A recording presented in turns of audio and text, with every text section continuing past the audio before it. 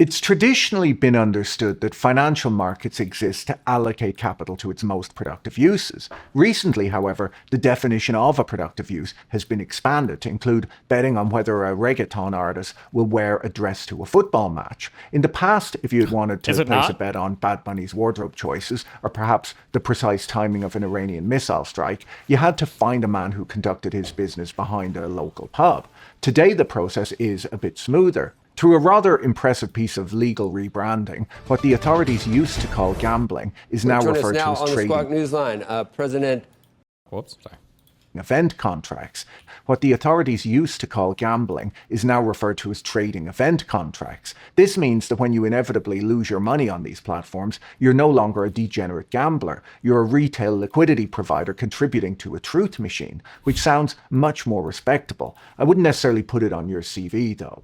Reading up on prediction markets is somewhat exhausting. Unfortunately, we seem to be determined to financialize every single aspect of human existence. True. It used to be that if you wanted to know if it might rain tomorrow, you'd just look out the window. But now it seems you have to check the bid-ask spread on a precipitation swap. The advocates for platforms like Kalshi and Polymarket argue that they're providing a vital public good. The theory is that by allowing people to bet on anything from congressional control to the next Federal Reserve decision, the information fed back will be far more accurate than traditional polling, which is a lovely idea. But looking closely at how these markets actually work, it appears that we haven't so much invented a truth machine as put a glossy user interface on a 1920s betting shop. And to make it even better, invited a group of quantitative algorithms to come in and extract money from the public. Today we're going to look at how these markets actually work, the legal absurdities surrounding them, why the commodities regulator is suddenly interested in elections, and whether any of this makes the world a better place. Wait, quick meme break. That as a no as well. I'll take that as a no as well. I would be redeeming my assets Donald before Trump I take has office. made clear that he does not want an independent Fed. In fact, he has said, and I quote, "Anybody that disagrees with me will never be Fed chairman." And he's made clear that you are his sock puppet, saying last week that interest rates will drop, quote, "when Kevin gets in." Yeah, I think they do. Not when economic conditions change, we'll get lower rates. Not when the economy needs it. Nope. He said, when my guy, Kevin Warsh, is in there, we'll get the interest rates that I, Donald Trump, wants. So independence takes courage. Let's check out your independence and your courage. We'll start easy. Mr. Warsh, did Donald Trump lose the 2020 election? What is the line, the talking point? Biden was the president in 2021. Biden was in the White House in 2021 or whatever. That's what they always say to this. They can't do this. Start easy. Mr. Warsh, did Donald Trump lose the 2020 election? We try to keep politics, if I'm confirmed, out of the federal. I'm just Reserve. Oh my fucking God. asking a factual question. I need to know, I need to measure your independence and your courage. Senator, I believe that this body certified that election many Or this is the other one too. They certified the election, so Biden was able to be president years ago. That's not the question I'm asking. I'm asking, did Donald Trump lose in 2020? And I'm suggesting you in 2020, the Fed made a huge inflation problem, and you certified the election. So let me ask you another question. Out of monetary policy. In our meeting, So crazy that none of the new cabinet people acknowledge that Trump lost in 2020. This is just absolutely fucking unbelievable. Wait, quick break. Or, wait, fuck, Trump called in today. Wait.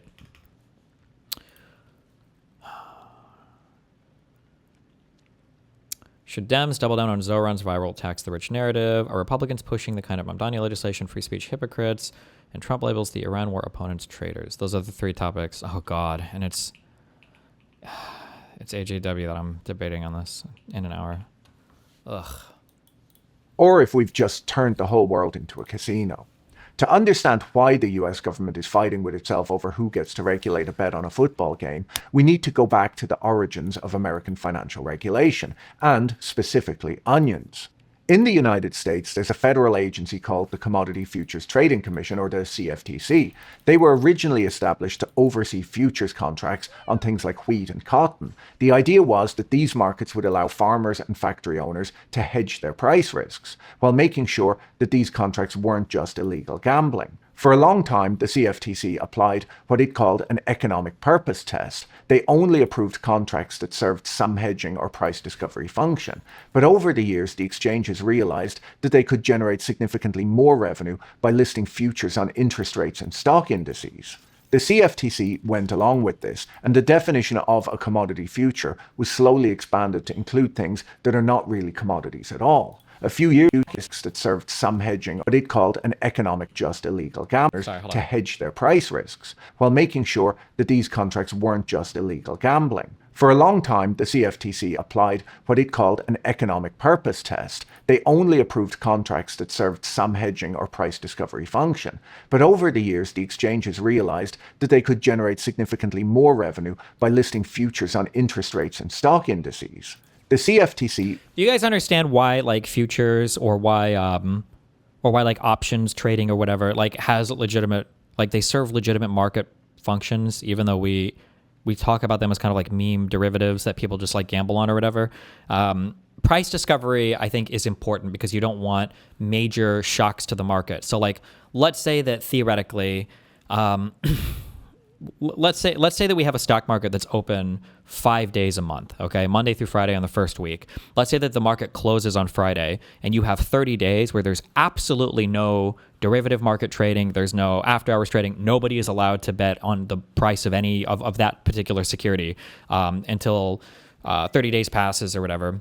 And then you have the next, week where it's open, the next 5 days that it's open. The problem is that when that market opens again, the price could swing dramatically. And it might be that just, portfolios could crash or the stock market could go crazy. It could be that depending on the particular thing you're talking about, if it's like certain types of commodities, it could cause entire industries to shutter or to be destroyed.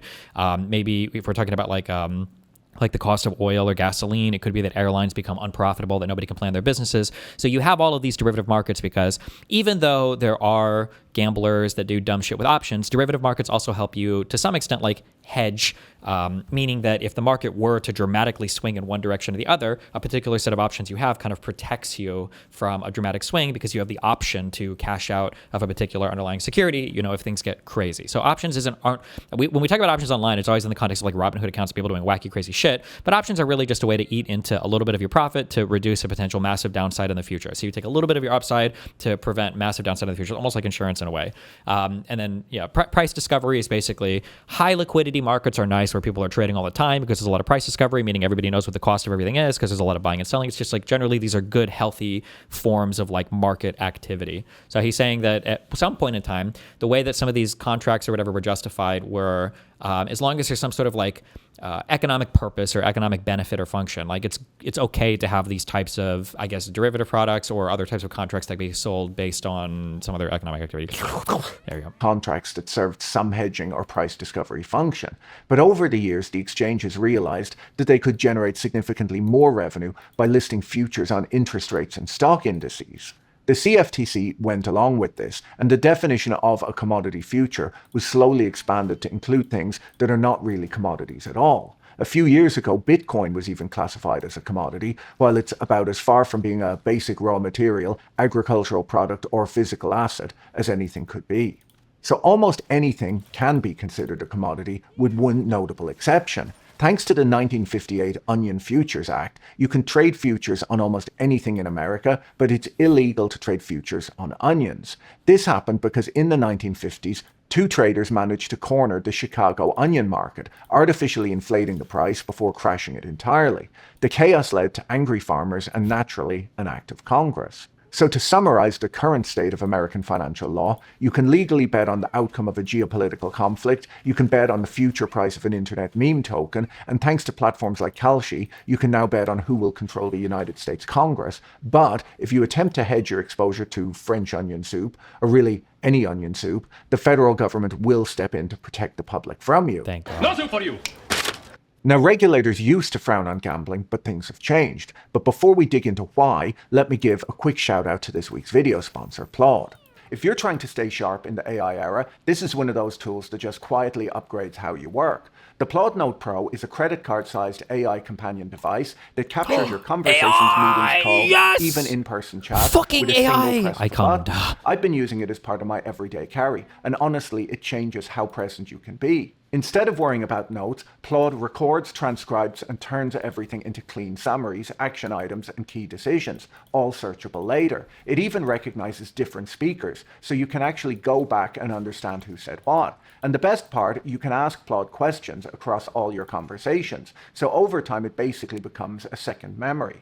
If your work involves thinking, communicating, or making decisions, whether you're in sales, management, healthcare, law, or anything like that, this saves you a ton of time and mental load. It's also worth mentioning that privacy is a big focus for Claude, and the device is built with enterprise-grade security standards. If you want to check it out, you can scan the QR code on screen or hit the link in the description, and use the code PBOIL for 10% off.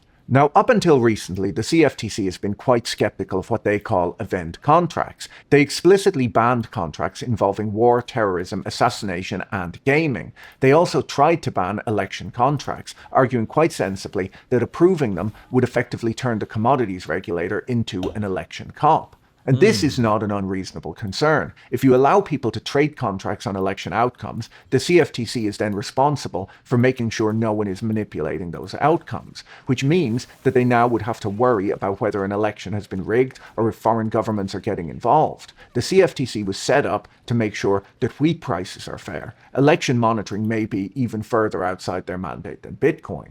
One way or another, the prediction market platforms decided to... You're not ever talking over or skipping the ads, so you're essentially advertising for free. Ever thought of that? I mean, kind of, yeah, but I mean, I'm literally stealing this guy's content for free, so I feel like the least I can do is play their ads, no? Jesus. Push back. They took the regulator to court, arguing that predicting an election is not gaming, and somewhat surprisingly, a federal judge agreed with them. Having established the right to offer election contracts, the prediction market platforms naturally decided to push their luck. Their logic is fairly straightforward. If a presidential election is just an event, then a football game is surely also just an event too. So earlier this year, Kalshi began self-certifying sports contracts. They started offering bets on the Super Bowl, the NBA, and the Masters. I say bets, but Kalshi would obviously prefer if I said event contracts. The distinction is important to them, if not to anyone else.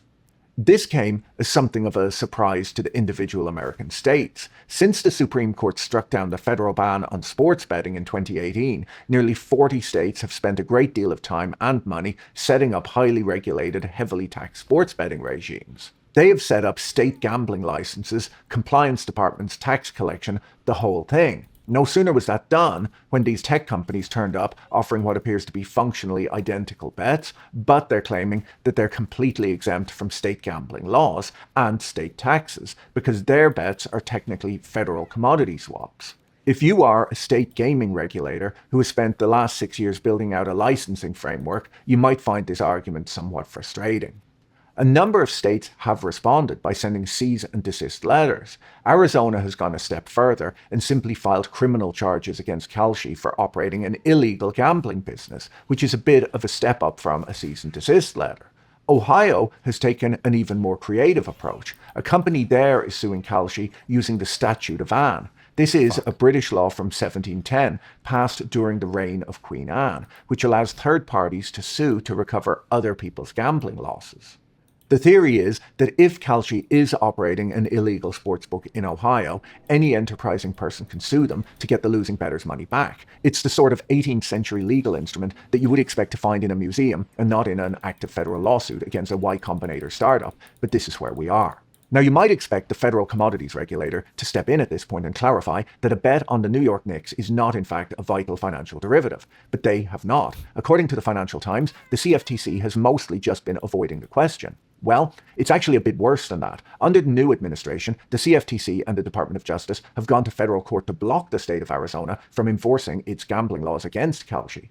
So the federal government now appears to be deploying its legal resources to defend a tech platform's right to operate what Arizona considers an unlicensed sportsbook, overriding state law in the process. Whatever your views may be on prediction markets, you have to agree that this is a rather unusual use of the Department of Justice's time. Now, if you're wondering why the new administration might be so accommodating to these prediction platforms, there's one small detail that's probably worth mentioning. A fellow named Donald Trump Jr., who seems to be some sort of relative of the sitting president, is currently serving as a strategic advisor to both Kalshi and Polymarket. I looked up this fellow's background, and he appears to have no real work experience in either strategy or advice. He seems to be a reality TV star who also worked for his dad's real estate company. I can't think of why they hired him, but I suppose it's still worth noting that the president's son advises the companies that the federal government is currently shielding from state prosecutors. I'm sure that it's all a coincidence. Anyhow, if you ask the executives at these firms why they deserve special treatment from regulators, they won't talk about the strategic advice they've received. They'll instead talk about the truth machine. The core argument in favor of prediction markets is that they provide more accurate information than traditional polling or expert analysis does. The idea is that when people have to back their opinions with their own money, they strip away their biases. They bet on what they think will happen, not what they hope will happen. The idea is that the market absorbs all available information and prices an objective probability of an event occurring. It's the efficient markets hypothesis applied to everything, not just stock prices, but elections, wars, weather, and apparently Bad Bunny's wardrobe. Now, this might sound great in a university lecture hall, but the problem is what happens when these ideas meet reality. Because prediction markets are often quite small and thinly traded, it doesn't take too much money to move the odds. And if the media is treating those odds as objective truth, then buying the odds might be a really efficient way of buying positive press coverage. This has happened already. During the 2012 US presidential election, a single trader lost around $7 million systematically buying contracts on Mitt Romney to artificially inflate his chances on a platform called InTrade. The goal wasn't to win the bet, the goal was to make the race look closer than it actually was, and to keep voter enthusiasm high. $7 million is a lot of money to spend on something that isn't a bet, but as a media strategy, it's not bad. Cable news covered InTrade's odds constantly.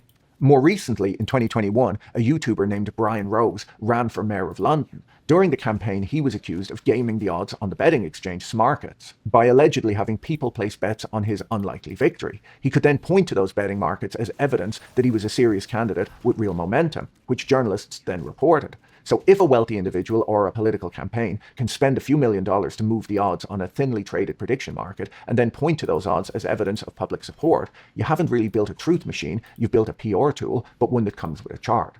So if prediction markets are not entirely reliable as truth machines, what are they actually for? To understand the current boom, it helps to look at the broader shift in retail investing over the last few years. Dimitri Kofinas of the Hidden Forces podcast uses the term financial nihilism to describe what's been going on. The idea is that traditional paths to building wealth feel increasingly out of reach for a lot of young people. So instead of saving and investing carefully, they try to get rich quickly by putting money into crypto tokens featuring pictures of dogs that would... I don't know how I feel about that summary. Or, I mean, that might be an accurate summary of what the guy's saying, but like, I don't feel like people are doing these betting markets because they feel cut off from traditional ways of getting money. I think that it's just the idea of making the right bet and becoming a millionaire is always lucrative, regardless of what your current opportunities are. That's just like always been a captivating thing to an ordinary person's mind. Pitched to them by edgy billionaires or buying shares in bankrupt companies. Prediction markets slot in perfectly here. If you go back 5 years, crypto was the exciting product that everyone was talking about. But crypto is kind of dull today. Bitcoin is up about 25% over 5 years, which sounds okay until you realize that a money market fund paying 4% with no risk at all would have gotten you most of the way there. Your dad has achieved triple the return of Bitcoin over the last 5 years with his index fund, and he didn't have to check his phone at 3 in the morning or pretend to understand what a layer 2 roll-up is. Michael Saylor is desperately trying to make crypto seem exciting again by structuring leveraged payouts that could give you a return of 10%. Oh my God. Or wipe you out entirely, which might not be the kind of excitement most people need. At least with prediction markets, you can watch the sports you've bet on and have something exciting to talk about, like the fact that someone just bet $100,000 that the US government will announce the existence of aliens at some point this year. The problem with all of this is that whenever a large pool of enthusiastic retail money shows up somewhere, it's the always professionals retarded as are fuck. usually not far behind. According to the Financial Times, large quantitative trading firms like Susquehanna and DRW, firms that normally act as market makers on stock exchanges, are now setting up dedicated prediction market desks. They're reportedly paying traders base salaries of $200,000 a year to build algorithms that systematically identify mispriced contracts on these platforms. So on one side of the trade, you have a person betting on the Super Bowl because it seemed like fun, and on the other side, you have a machine that does this 24 hours a day and never gets excited about anything. This brings us to what the gambling industry calls the sharks and fish problem. In the early 2000s, there was a huge boom in online poker. Millions of amateurs, the fish, logged on to play, but it didn't take long for the professionals, or the sharks, to show up. The professionals didn't play for fun. They played the odds methodically, and eventually they deployed bots to do it for them around the clock. The survival time of a new recreational player on these sites was eventually reduced to not very long. The amateurs worked out that they were no longer really playing a game. They were donating their money to a server farm in New Jersey. They stopped logging in, the liquidity dried up, and the whole ecosystem collapsed. The sharks had eaten all of the fish and then starved. Today, prediction markets are full of retail money and the platforms are growing quickly, but unlike trading a meme stock where the price is just whatever the next person is willing to pay, an event contract eventually resolves to either true or false. There is an actual answer. And if you're a retail trader betting on a geopolitical event based on a feeling, and the person on the other side of your trade is a gamma-neutral algorithm being run by a multi-billion-dollar hedge fund, the odds are not in your favor. This is not a skill gap that can be closed by doing more research, it's a structural disadvantage.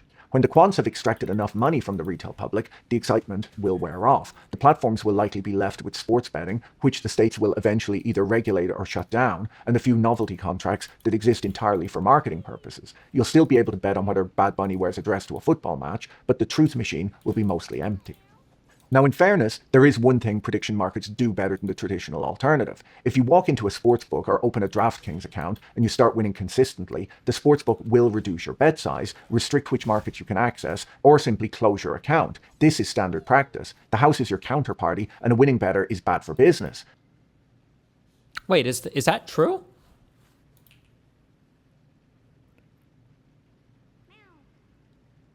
I thought for sports betting, I thought that the house always wins because they're just like they balance the odds and they just calculate I guess like what fees they have to collect.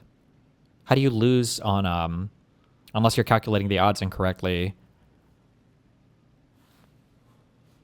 It's not sports betting. Sports books is not sports betting.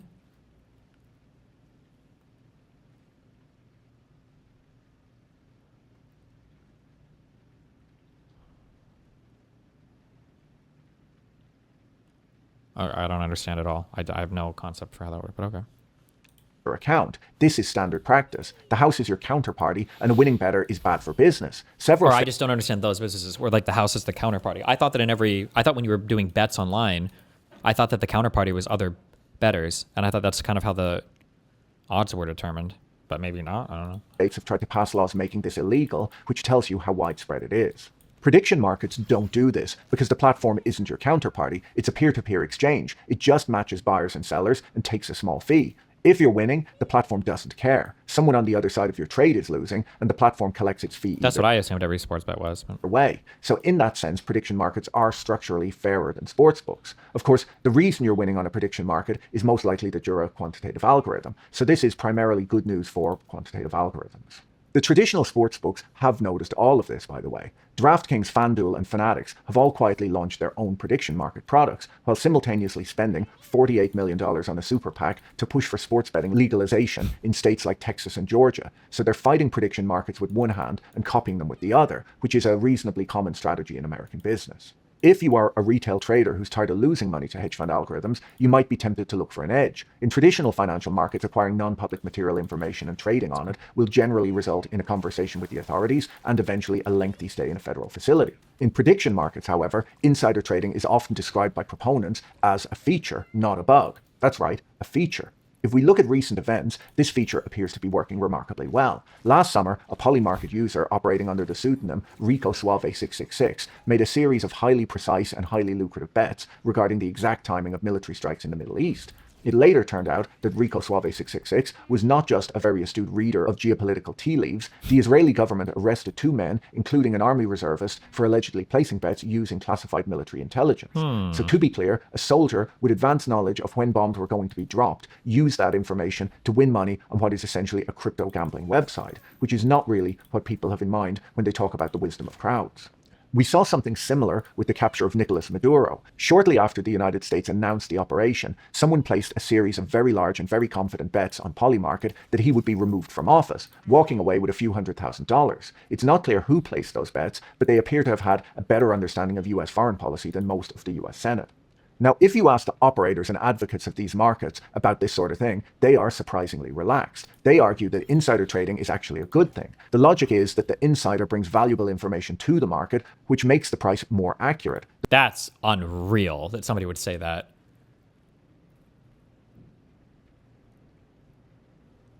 Said Hansen, a professor of economics at George Mason University. People with more information should trade more and get more money because that's how they get paid for the information they contribute. I'm curious what professor of economics, because this is only true if we're talking about publicly available information, not insider information, right? Because if you are, first of all, think about it. Let's say that you have some private information, but let's say most of the public knows anyway. Well, you're never trading on it. You're never bolstering the public confidence there, right? If you have some insider information, but it's like 80-20 in favor of that anyway, the odds aren't even that good. You'd have to bet a ridiculous amount of money to earn anything. So the only time you're going to be placing big bets is going to be when the market is against you anyway, and you're probably never placing a big enough bet to swing the entire market. You're trying to profit off of the market being incorrect due to information that you have private access to. I feel like this is not even remotely close to true, but okay. The market absorbs the leak, the odds adjust, and society gets a more accurate forecast. Like the odds adjust, maybe if you're placing a large enough bet to swing the entire market around, but okay. This, they say, is the truth machine working exactly as intended.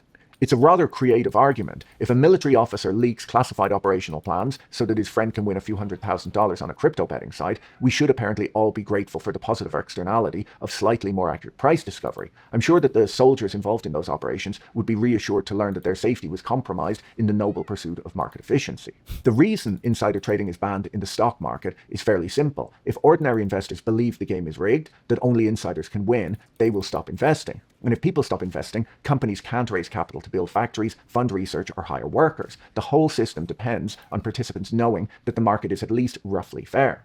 One of the reasons the US economy has been so successful over the last 90 years is that it's had some of the best institutions in the world. Fair securities regulation, good consumer protections, and a functioning legal system. Americans invest confidently because they broadly trust the system. And American businesses have access to capital because investors are willing to put money in. In countries where investors know they'll be ripped off, they behave like the fish on the poker websites did and log off. This is extremely economically harmful. Prediction markets don't raise capital for anything. They don't fund new businesses or build infrastructure. They just move money from the pockets of retail bettors into the pockets of quantitative algorithms and, apparently, people with high-level security clearances, which is a rather elegant system if you think about it, just not for the retail bettors.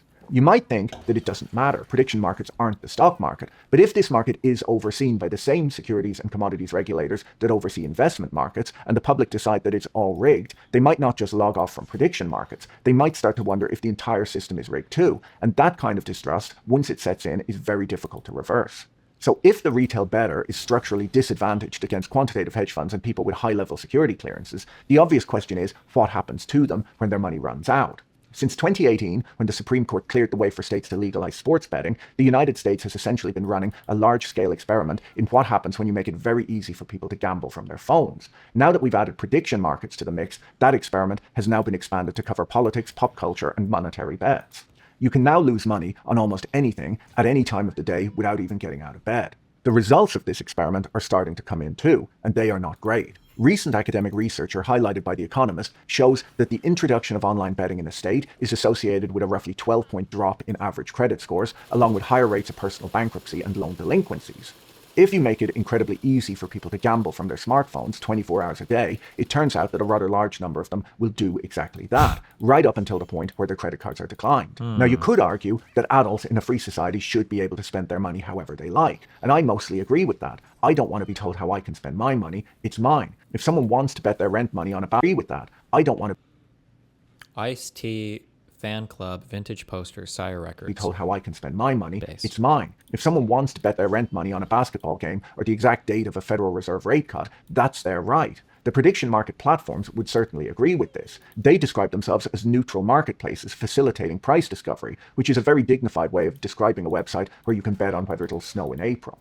The problem is that when millions of people simultaneously damage their personal finances, it stops being a private problem. Loans start to go unpaid, mortgages default, and eventually the costs get absorbed by the broader financial system, and the individuals who fall into bankruptcy end up relying on state and federal safety nets funded by taxpayers, who in many cases were sensible enough not to gamble their rent money on a basketball game. So when you look at the mechanics of the whole thing, prediction markets start to look less like a truth machine and more like a wealth transfer mechanism. The platform takes a transaction fee, the quantitative algorithms extract capital from retail bettors, the insiders extract capital from everyone, and society picks up the tab for the bankruptcies and the unpaid bills. It's a wonderful business model for everyone except the people using it. Look, prediction markets are not going to destroy the American financial system. The stock market survived bucket shops in the 1920s, penny stock boiler rooms in the 1980s, and whatever was going on with crypto in 2021. It'll likely survive this too. But it's worth noticing what has actually been built here. A set of platforms that are regulated as commodity exchanges, advised by the president's son, populated by hedge fund algorithms and the occasional military insider, and marketed to 25-year-olds as a fun way to make sports more exciting. You can bet on elections, wars, the weather, and the wardrobe choices of reggaeton artists. You just can't bet on onions, because that would be irresponsible. The advocates call it a truth machine, the states call it an illegal sports book, the quants call it a new source of alpha, the retail bettors call it entertainment. The reality is probably somewhere between all of these. A financial product that is too sophisticated to be called gambling and too simple to be called investing, operating in a regulatory grey zone that exists mainly because no one in Washington can agree on what it actually is. We haven't really invented a truth machine, we've just found a more elaborate way of losing money and given it a chart. If you found this video interesting, you should watch my video on MicroStrategy's infinite money glitch next. Don't forget to check out our sponsor Claude using the link in the video description. Talk to you in the next video. Bye.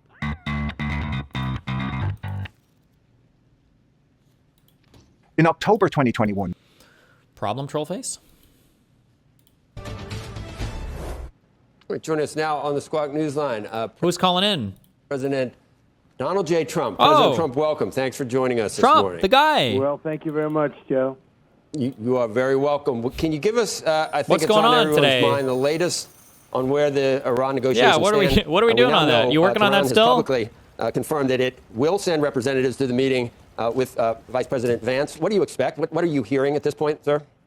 Well, as I said 2 days ago when they said they won't send them, I said they'll be sending them. They have no choice but to send them. What I think is that we're going to end up with a great deal. I think they have no choice. We've taken out their Navy. We've taken out their Air Force. We've taken out their leaders, frankly, which does complicate things in one way, but these leaders are much more rational. It is regime change, no matter what you want to call it, which is not something I said I was going to do, but I've done it, indirectly maybe, but I've done it. And I think we're in a very strong negotiating position to do what other presidents should have done during a 47-year period. We have 47 years where these bloodthirsty people have been killing a lot of soldiers, a lot of our soldiers, and a lot of other people. They've killed 42,000 people over the last 2 months. And, you get to a point where people don't want to mention that. They don't like mentioning that. 42,000 unarmed protesters, innocent unarmed protesters, many of them hung. So we're not dealing with the nicest group of people, but we're dealing with them very successfully, and the blockade has been a tremendous success. They said 2 days ago, we will open the strait. I said, no, we're not going to open the strait until we have a final deal. No, we want to open the strait. They said, we're not opening. We totally control the strait, just so you understand, for all the fake news out there.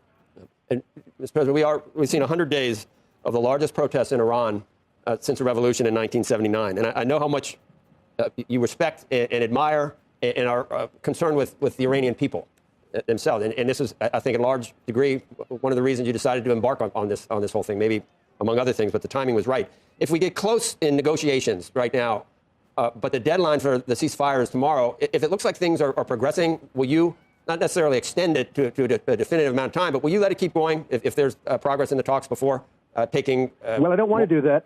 We don't have that much time because by the time both parties get there, they just got the okay to go forward, which I knew they were going to do anyway. I mean, I don't think they had a choice. They have to negotiate. And, the one thing I'll say is this. Iran can get themselves on a very good footing if they make a deal. They can make themselves into a strong nation again, a wonderful nation again. They have incredible people. But they seem to be, bloodthirsty. They're led by some very, very, unfortunately, tough people. And I don't mean tough in a good way. I think it's very negative for the country because we're much tougher than they are, like not even close. But they have to use reason, and they have to use common sense, and they can get themselves into a great position to make themselves into a great country, but a legitimate country, not a country based on death and horror.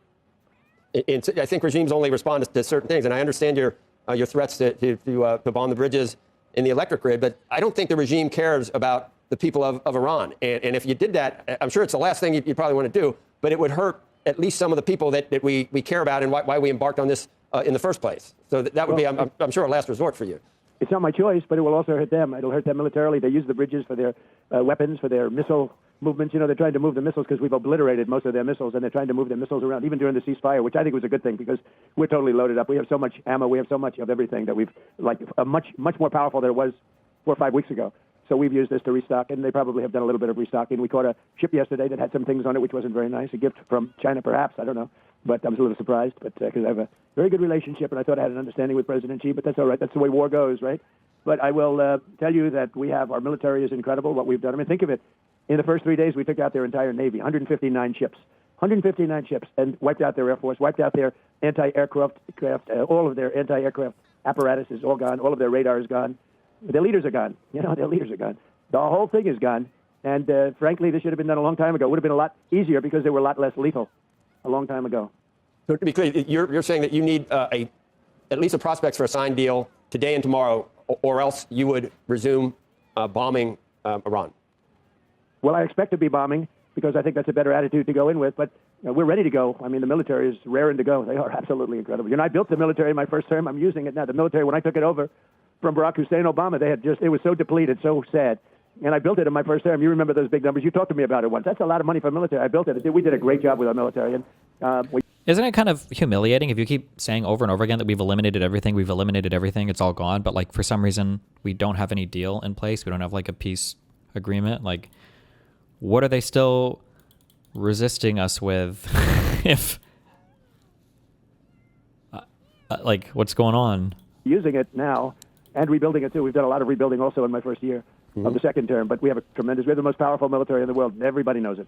Since we're kind of tight on time, can we just talk about what something else happening today, and that is your pick for Fed Chair Kevin Warsh on Capitol Hill. We've had a couple of guests today say the best thing that we need now is for Jay Powell to leave in May, like he's supposed to, and to have Kevin Warsh in as Fed Chair for that next June meeting. But we still have this Justice Department probe hanging over. And I've seen things that you said in recent interviews, Mr. President. I just want to ask you again, if it would be possible for the Banking Committee to completely investigate all of your concerns about the cost overruns and the testimony of Jay Powell in front of Congress, if you could take that off-ramp to get this moving, and Jay Powell leaves, Kevin Warsh goes in, is that something you'd consider dropping for the DOJ probe to let the Banking Committee handle it? From the standpoint, Joe, from the standpoint that we have to find out why a small building costs close to $4 billion. It's not finished, by the way. They have a long way to go. They ripped down the most beautiful ceilings. They'll never build them again. The most beautiful, thick, 1.5 foot thick walls of solid masonry. They're never going to be built again. They put up 6-inch sheetrock walls, and they say, so we have no insulation. It's not in the budget. I mean, they had the best. That building was so beautiful. I would have fixed that building. I would have had it brand new, beautiful for $25 million, and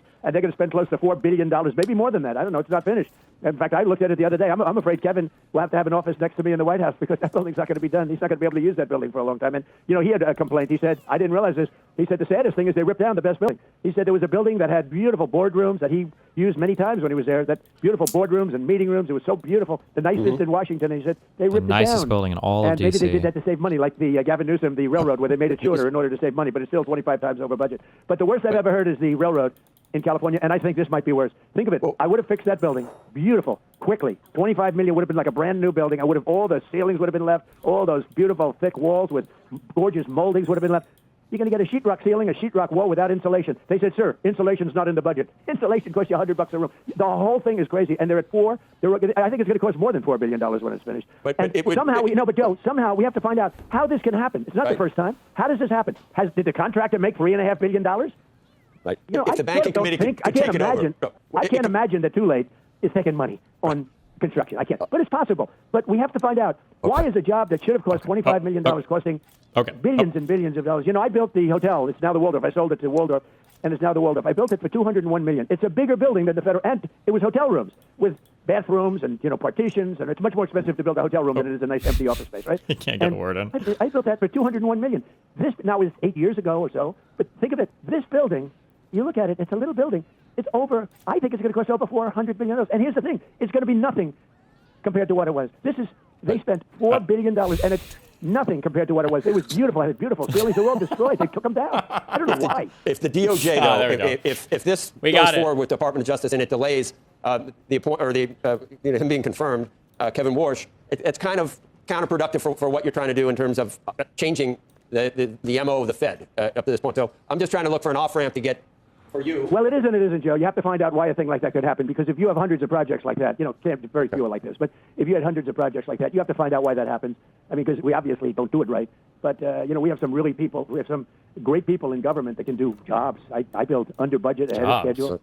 I'm doing a ballroom now. It's a much bigger job than that, and it's going to cost, depending on finishes, like $300 million. It's a much bigger job than that's ahead of schedule, and I have lawsuits every week from all these people, all the do-gooders that stop progress in our country. I'm going to give Becky a chance, Mr. President, to get and you can have some extra time. I know my people said 20 minutes, but you can have some extra time. That's good. Let me ramble, bro. Put Andrew on the phone. You told me Andrew would not be there. And I said, I don't that care. was last week. That was last week. Even put Andrew on. Thank you, Mr. President. Joe made a comment to me. When he tried to get me on, he said, I promise I'll have Andrew Ross talking. He will not be there. That's he is that. there. And you can put him on. I didn't say him. I said he's not in last week, but then you canceled because you were on the West Coast. Thank you, Mr. President. Okay. Well, I'll Joe said you chime in wouldn't a be there. minute. That's He's why gonna be so- Becky, but go I don't ahead. mind if he's there. I like him. I respect him. He's just wrong on a lot of issues. There you go. Go ahead. Mr. President, thank you. Let's talk a little bit about what you. Hi, sir. Let's talk a little bit about what you expect from your next Fed president. There had been a lot of expectations. You've been very clear about wanting lower rates. But with the situation in Iran right now with higher oil prices, most people tell us that that's going to have to wait. The market itself is not anticipating lower rates or any rate cuts until at least the second half of this year. There's only a 41% chance or something of that, according to the market itself. Will you be disappointed if your new Fed chair, if he gets approved, doesn't cut rates right away? I would. But let's talk about Iran first. Iran, I'm looking at your numbers now as I speak. I mean, the market's up. We're going to be at 50,000. That's where we were just a little while ago when it started. And when I hit 50,000 on the Dow and 7,000 They on the said it S&P, could never I said, be done, guys. I hate to do this to everybody, but I'm going to have to journey down to a place called Iran and not make sure they don't have a nuclear weapon because they will blow up the world. You want to see a bad stock market? Try blowing up the Middle East and then Europe, and then they come for us, right? And we're not going to let that happen. So I said to my people, they're all gathered, all these wonderful guys, Scott Bessent, the whole group, Howard, they're all doing a good job. I said, fellas, I got a little bad news for you. I'm going to put a little wrinkle in your numbers. Why, sir? We're going down to a place called Iran, and we're going to make sure that they never have a nuclear weapon because they'll use it to blow, because they're religious fanatics, and They're they will use crazy. that weapon to blow up the world, but they'll start with Israel in the Middle East, and we're not going to let that happen. And they said, wow, that's going to be bad. I said, yeah, it's going to hurt the market, and it's going to drive up the price of oil and whatever it is, but that's peanuts compared to what would happen if we let this happen. And I told them, 47 years other presidents wanted to do it. They never had the guts, the courage to do it. I said, we have to do it. And they understood that. Very professional. They're great guys, great people. Oh, nice. Jameson's doing such a great job, all of them. And so I said, we're going down, and we're going to do our little thing. And we did. And we've, knocked out. We've totally won the war. If you read the New York Times, you think, oh, gee, when are we surrendering? We have totally beat them militarily and otherwise. I mean, I wish you could hear the conversations we have with them. We are victorious. If we left right now, it would take them 20 years to rebuild. And they can't get the nuclear dust because it was obliterated by the B-2 bombers that went in. They never got the credit they should get. They've tried to get down there. Wait, was he supposed to say any of that? Wait, so we don't have to go in and get the nuclear material? It's all blown up now? It's all gone? Or what? Hello? We have cameras from Space Force on it all the time. They've tried to get down. They can't get down. That place was obliterated. They did such a good job. The left tries to make it, tries to demean all the time, like, oh, well, maybe it wasn't totally obliterated. It was, and they can't get it, or they would have tried to get it. But the fact is that we took this little journey. And if you would have told me that the Dow is almost, I'm looking at your thing, I mean, literally we're at 50,000. And if you would have told me that oil is at 90, as opposed to 200, I would be frankly surprised. And you know what is happening? Boats are finding other sources. They're going up to Texas and Louisiana. They're going to Alaska. They're going to other places. It's an amazing phenomenon. When there are problems, people find out how to take care of things. And the strait's very important, but people have found out. I mean, you're taking a look. Look at your numbers right now. I'm looking at where the stock market's up, where it's, look at that S&P. The numbers are... He's watching TV as he's on the phone call. I'm looking at it. Look at that. Oh, my God. I didn't even know the numbers were so high. What they were when we started this whole thing. I thought they'd be down 20% or down a very substantial amount. Even when it was down more a couple of weeks ago, I was surprised. I thought it would be down much more, and I thought the oil would be much higher. And I'm very happy to say that it wasn't. And when it's over, and it will end, when it's over, they want it to be over immediately. And I just looked at a little chart. World War I, 4 years and 3 months. World War II, 6 years. Korean War, 3 years. Vietnam, 19 years. Iraq, 8 years. I'm 5 months. Okay, 5 months.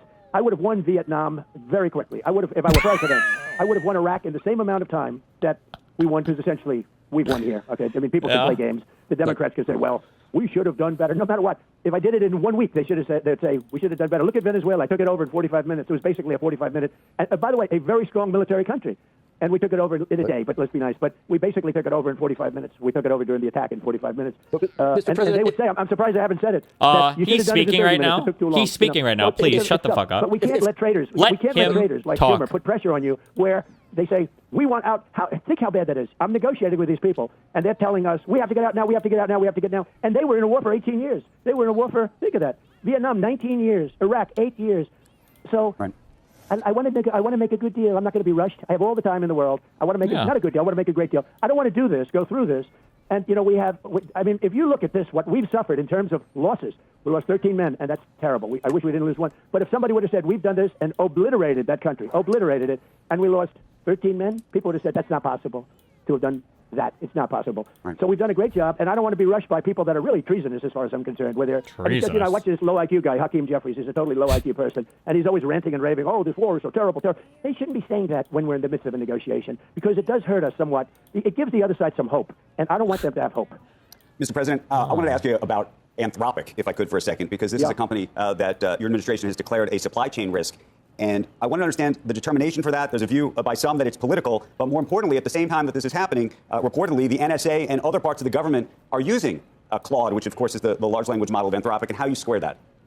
Well, Anthropic is a group of very smart people, but they started telling our military how to operate, and we didn't want that. And they tend to be on the left, radical left, but we get along with them. In fact, they came to the office. They came to the White House a few days ago, and we had some very good talks with them, and I think they're shaping up. They're very smart, and I think they can be of great use. I like smart people. I like high IQ people, and they definitely have high IQs. You know, it's one of those things, and I think we'll get along with them just fine.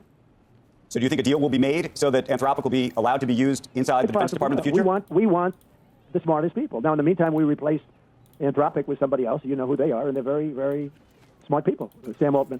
It's a very, very smart group. We have a lot of smart groups. We have some brilliant people. We have the most brilliant people in the world. President Xi told me that. He said, Silicon Valley. Yep. He called it Silicon Valley.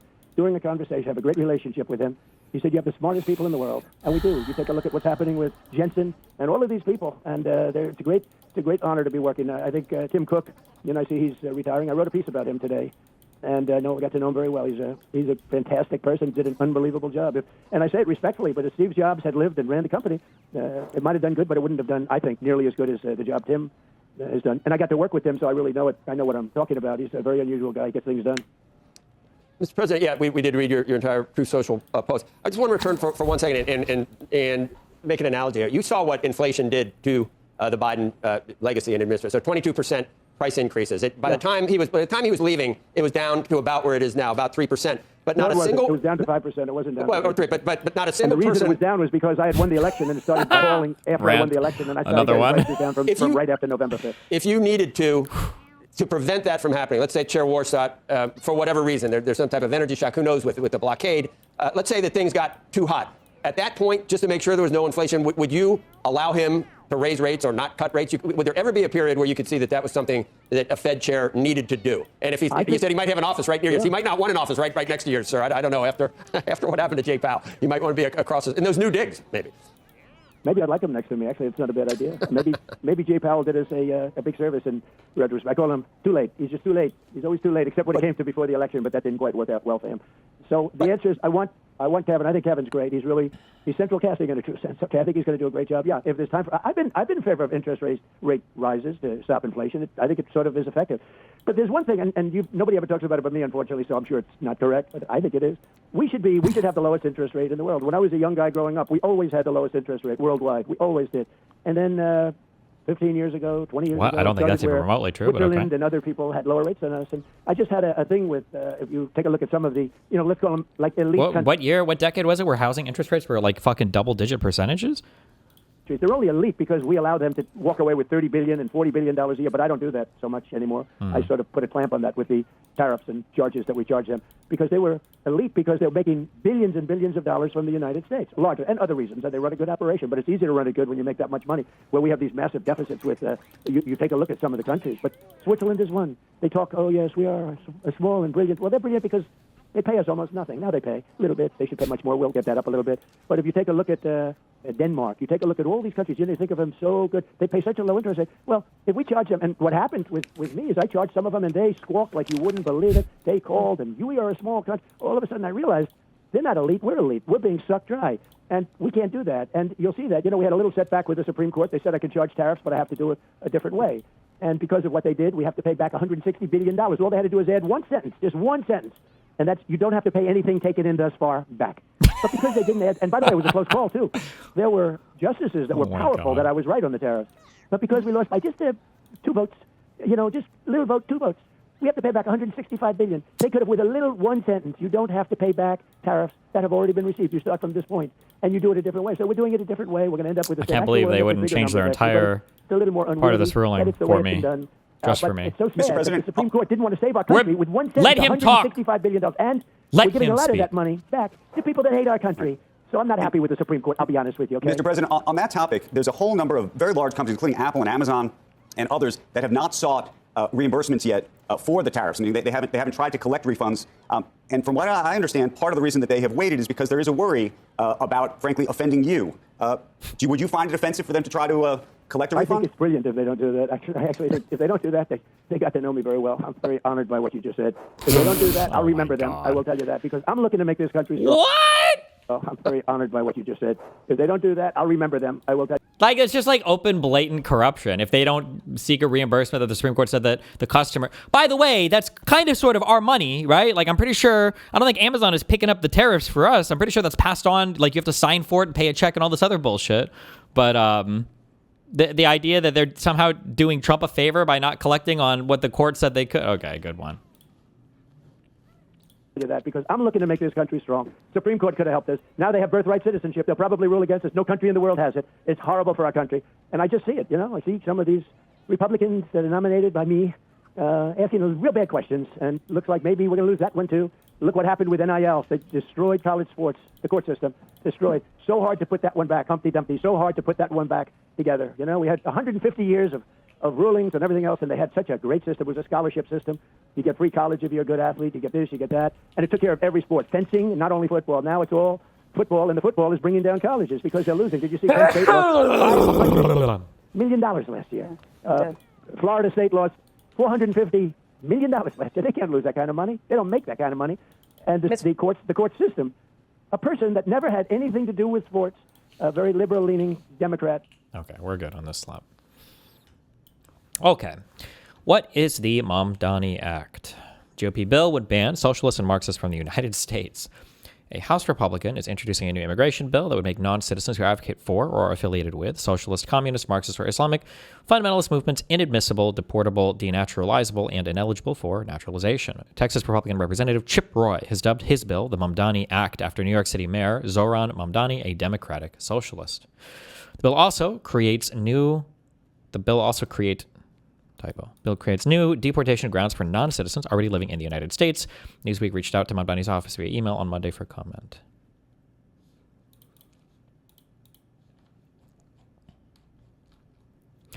Under the Mamdani Act, deportation provisions, a non-citizen already in the United States could be removed if they engage in advocacy for socialism, communism, Marxism, or Islamic fundamentalism, distribute or publish material promoting those ideologies, or hold membership in affiliated organizations at any point after admission. Jesus Christ. Crucially, the bill would strip the courts of the ability to review any determination made under its provisions, meaning deportation, denaturalization, or inadmissibility decisions would be final with no avenue for legal challenge. Roy told Breitbart News, "Why do we continue to import people who hate us? Not just for the last 6 years, but for the last 60 years, our immigration system has been cynically used to disadvantage American workers' competitiveness in favor of mass importing the third world. This has not just led to higher crime and lower wages, but also the promulgation of hostile ideologies fundamentally opposed to American values by targeting the Red-Green Alliance. This legislation deploys new tools to fight back against the Marxist and Islamist advance that has devastated Europe and has now arrived on our doorstep, especially in my home state of Texas." Oh my God. All the Islamists invading Texas? The bill specifically cites Mamdani, arguing that his very presence and those who champion Marxist ideologies demonstrates how the immigration system enables the mass importation of Marxists and Islamists. Oh, okay. This is my bad for not following this. Do you know? Fuck, where's Mootnet? Do you know how many immigrants Abbott has bussed up to blue states?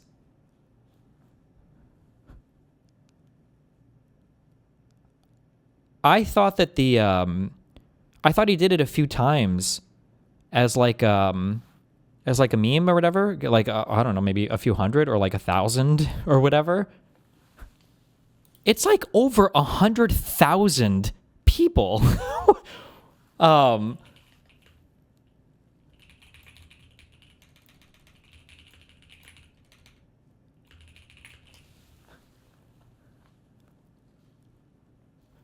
As of August 2024, Texas Governor Greg Abbott's office reported that over 119,000 migrants have been voluntarily transported by bus from Texas to self-declared sanctuary cities since April of 2022. 119,000. Holy shit. And that was 2 years ago, as of 2 years ago.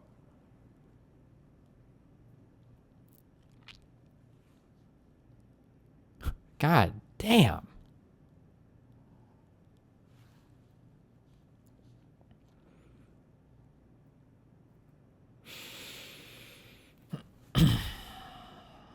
Theo Chino, first National Secretary of the Social Democrats of America, told Newsweek that he faxed a letter directly to Roy's congressional office on Monday, sarcastically noting that Roy had forgot to include Social Democrats and liberals in the Mamdani Act.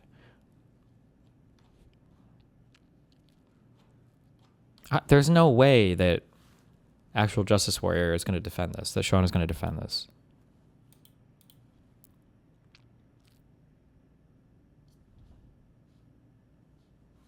I can't, there's no way. Okay, that's the first one. The second one is, are Republicans... Oh, wait, no. The first one is, should Dems double down on Zoran's viral tax the rich narrative? Oh. And then 3, Trump labels Iran war opponents traitors. Oh, yeah, we saw... I think we listened to him talk about that.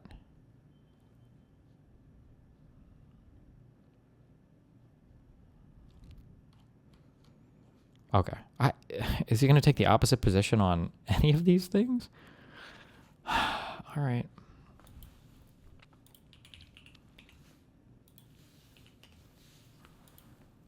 Okay. 2. Okay. Okay. This is Jen Cena reporting live for the Kraken News Network. We're here with Timmy 2 Canes. Timmy. Oh, fuck! What the fuck? Okay. Trump Labor Secretary Lori Chavez de Rimmer resigns amid misconduct investigation. RIP. Be ready for the Chris Murphy tweet. Wait, what is the Chris Murphy tweet? Link.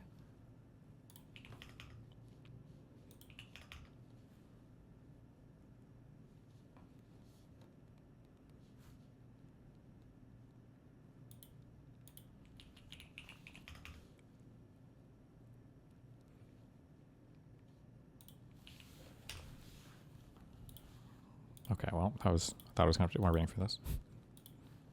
I've been a quote-unquote pastor. This guy is not real. This is an AI-generated person. Is this a real person? This pastor guy on the far right, huh? Then last thing, I've been a quote-unquote pastor for just shy of 50 years. And so I'd like to know how much longer I have to go before I become a real pastor. Well, you have to follow the teachings of Jesus Christ, probably, if you want to be a real pastor. That is Hegseth's tutor. His tutor is AI. That's right. I mean, you can call yourself whatever the hell you want, Doug. I'm just going to call you Doug. I'm kind of tired of you being called pastor, but you know, if you just want I think we can afford him. Look, you're out there. We can afford him. You hate everybody. You attack black people, gay people, immigrants. Like all you do is spread hate. Your book that you've got behind there is you know, talking about how much you love bad words. Look, if you want to teach like this kind of fake Christianity, that's fine. You can do that. You know, if you want. No, I've not read your book. I'm very happy to have not read your book. But if you want to do this kind of vice signaling Christianity, where we're going to do Christian commenting vices, on what it's about. Well, I've seen enough of your material on social media that it doesn't really require anymore. I mean, it doesn't. It's not like there's a ton of deep thought that's going behind it that requires further study. As the show started out, I thought we were supposed to refrain from attacking religious leaders. What? As the right is literally attacking the Pope right now, right? Yeah, but okay. Attacking religious leaders. You attack the Pope. Well, I have no problem. Listen, real quick, Pastor. I have no problem attacking wolves in sheep's clothing. I have no problem attacking a man who wrote that American slavery was mutually harmonious between the slave master and the slave. That's you. I have no problem attacking a man who proudly says he wants to do away with the 19th Amendment, which gave women the right to vote. I have no problem attacking a man like yourself who sits here incoherently supporting an incoherent, unwinnable, illegal war in Iran. I have no problem attacking you, a man who is the religious leader of Pete Hegseth, a man who's a cosplay crusader, who's who's leading some type of crusade, probably you put him on, as a Secretary of Defense, getting Americans and innocent civilians killed. I wish you would be a better Christian. I wish you would open up the Bible. I wish you would meet the Jesus that I met when I went to an all-boys Jesuit Catholic high school. The Jesus that took care of the sick, that took care of the poor, that welcomed the immigrant, that welcomed the marginalized, that helped them. But instead, you've used Jesus as a mascot for, I don't know, your white Christian supremacy, your cruelty, your misogyny. And I'm so glad that people are finally waking up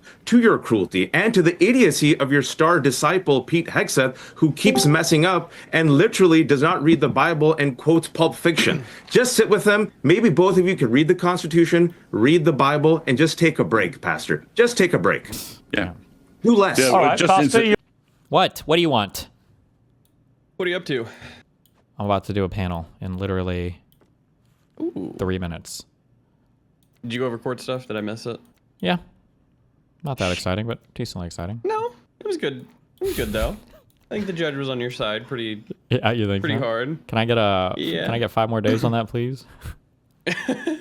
Yeah, Please? like Just- begging. Please, just Your 5 Honor, more days, please. She's in law school, Your Honor. She's in law? She's You in law really school. think in She's 10 in days? Illinois. 10 days. She's got a tweet at 3 a.m., Your Honor. They're Please, doing finals. 10 days. Can we just get 5 more days? I thought she was about to say like, you know what? Fuck it. She's got 5 days. No. I don't think she was very happy with. She was being nice, but I don't think she was I too think she happy was a about little her too memory. nice. Yeah. I don't know. I'm okay with it. She was. Yeah, I was talking to Kafka. I wanted her to grant the MSJ because they didn't respond to it, and apparently they didn't respond. So like technically it's unopposed. So Yeah, she could have but- just been like, yeah, but that's probably pretty memey. It's again without party depositions. Like they have a semi-valid Yeah, she avenue said- to appeal and say like, well, we didn't even get to depose him, so is that a fair MSJ? And but I mean that could have been She something literally they said brought like, up. I don't and- know what I don't know, you know, like so let's fucking hear it. So yeah, 10 days I guess. You guys all gonna schedule that, and then you'll do the depots. That's when they'll get all of their good evidence. When I admit to the 50 million horrible illegal things I did, they just didn't uncover it until You're now. gonna be like Tyrion. I did it. I I am a did it. monster. Yes. True. What's the panel on? I don't know. Just the most retarded Trump shit. Classic. Is it Wick or? No, it's the Brad guy. It's gonna be with Sean though, AJW.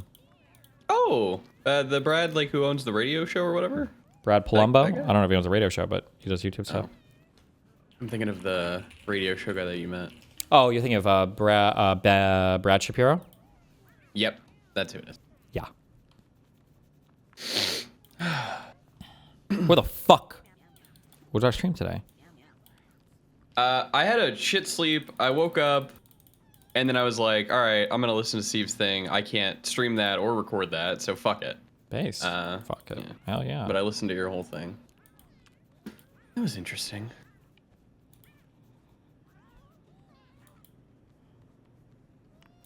Cool. Wow. Yeah.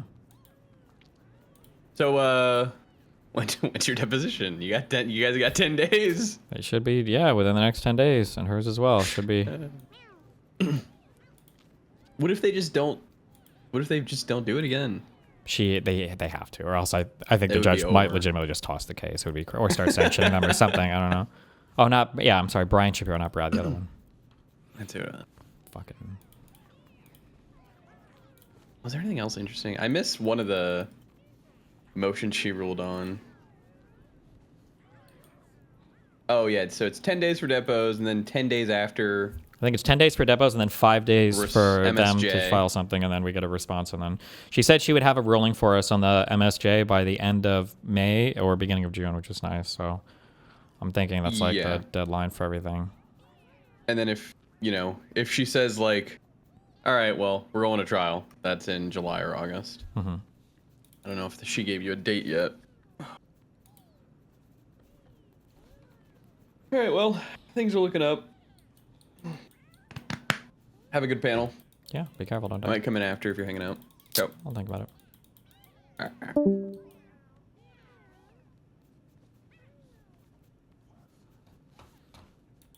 Seeing this viral trend of people challenge themselves to try and infiltrate the Scientology HQ as deep as possible. Out! Get out! Get out!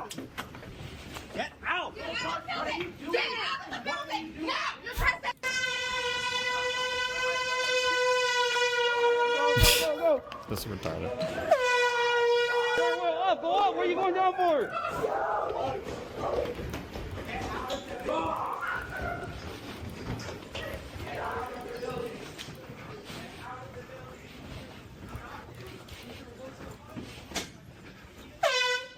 Hey! Come back, push! Get out! Get out! Get out of the building! Get out of the building! Now! You're trespassing! Get out of the building! Get out! Get out! Stop it! Get. Oh shit, he emailed me a link. Alright, I'll be back while I set this up.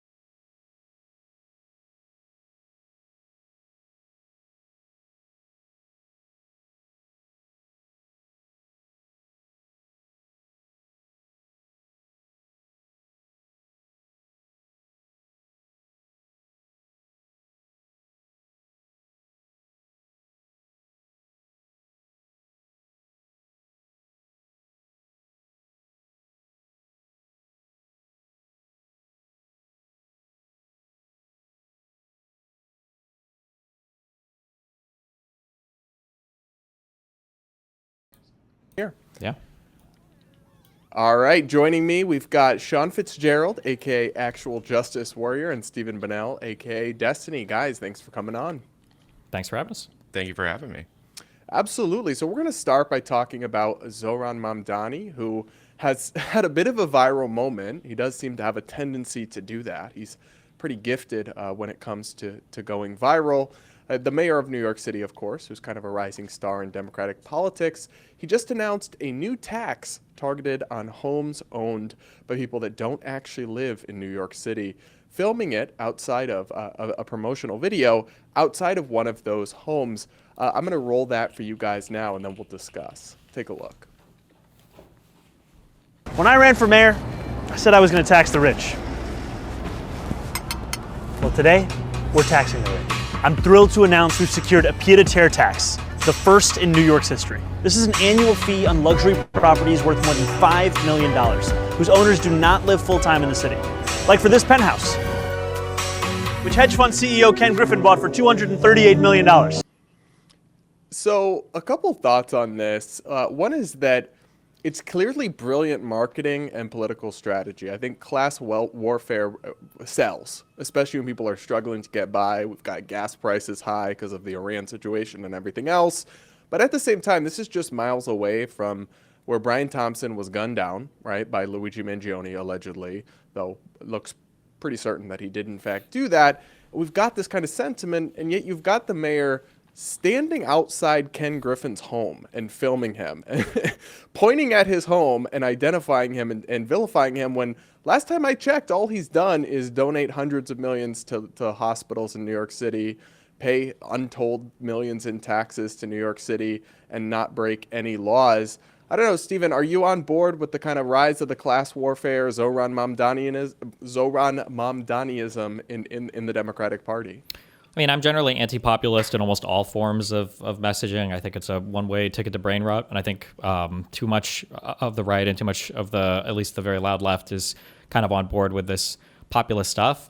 But I will say that in terms of like channeling populist rhetoric into doing some kind of effective policy, I think that the increased taxes or trying to de-incentivize people being kind of like idle property renters, I think is probably a good thing. I don't know how valuable it is to a city to have somebody just occupying units that's not actually living there. I think it'd probably be better for it to go to somebody who's actually living there. So a little bit of downward pressure on rents, maybe incentivizing people who buy expensive stuff like that to actually stay in the city. You mentioned paying taxes or whatever. I don't even know if this guy's main domicile is New York City. If he's there for over 180 days a year or whatever. So I'm generally in favor of maybe not the rhetoric, but this particular policy I think is a fine one. Yeah, he has businesses, though, in New York City, and I'm sure he pays a boatload in property tax on that house, even if he doesn't actually But I mean, live anybody there that owns it would pay property taxes. You can have businesses in a city without having your principal residence there. So, of course. It's just I'm not sure what he did to get singled out by name and shamed like this by Zohran. Well, he owns a property there that he doesn't live in, right?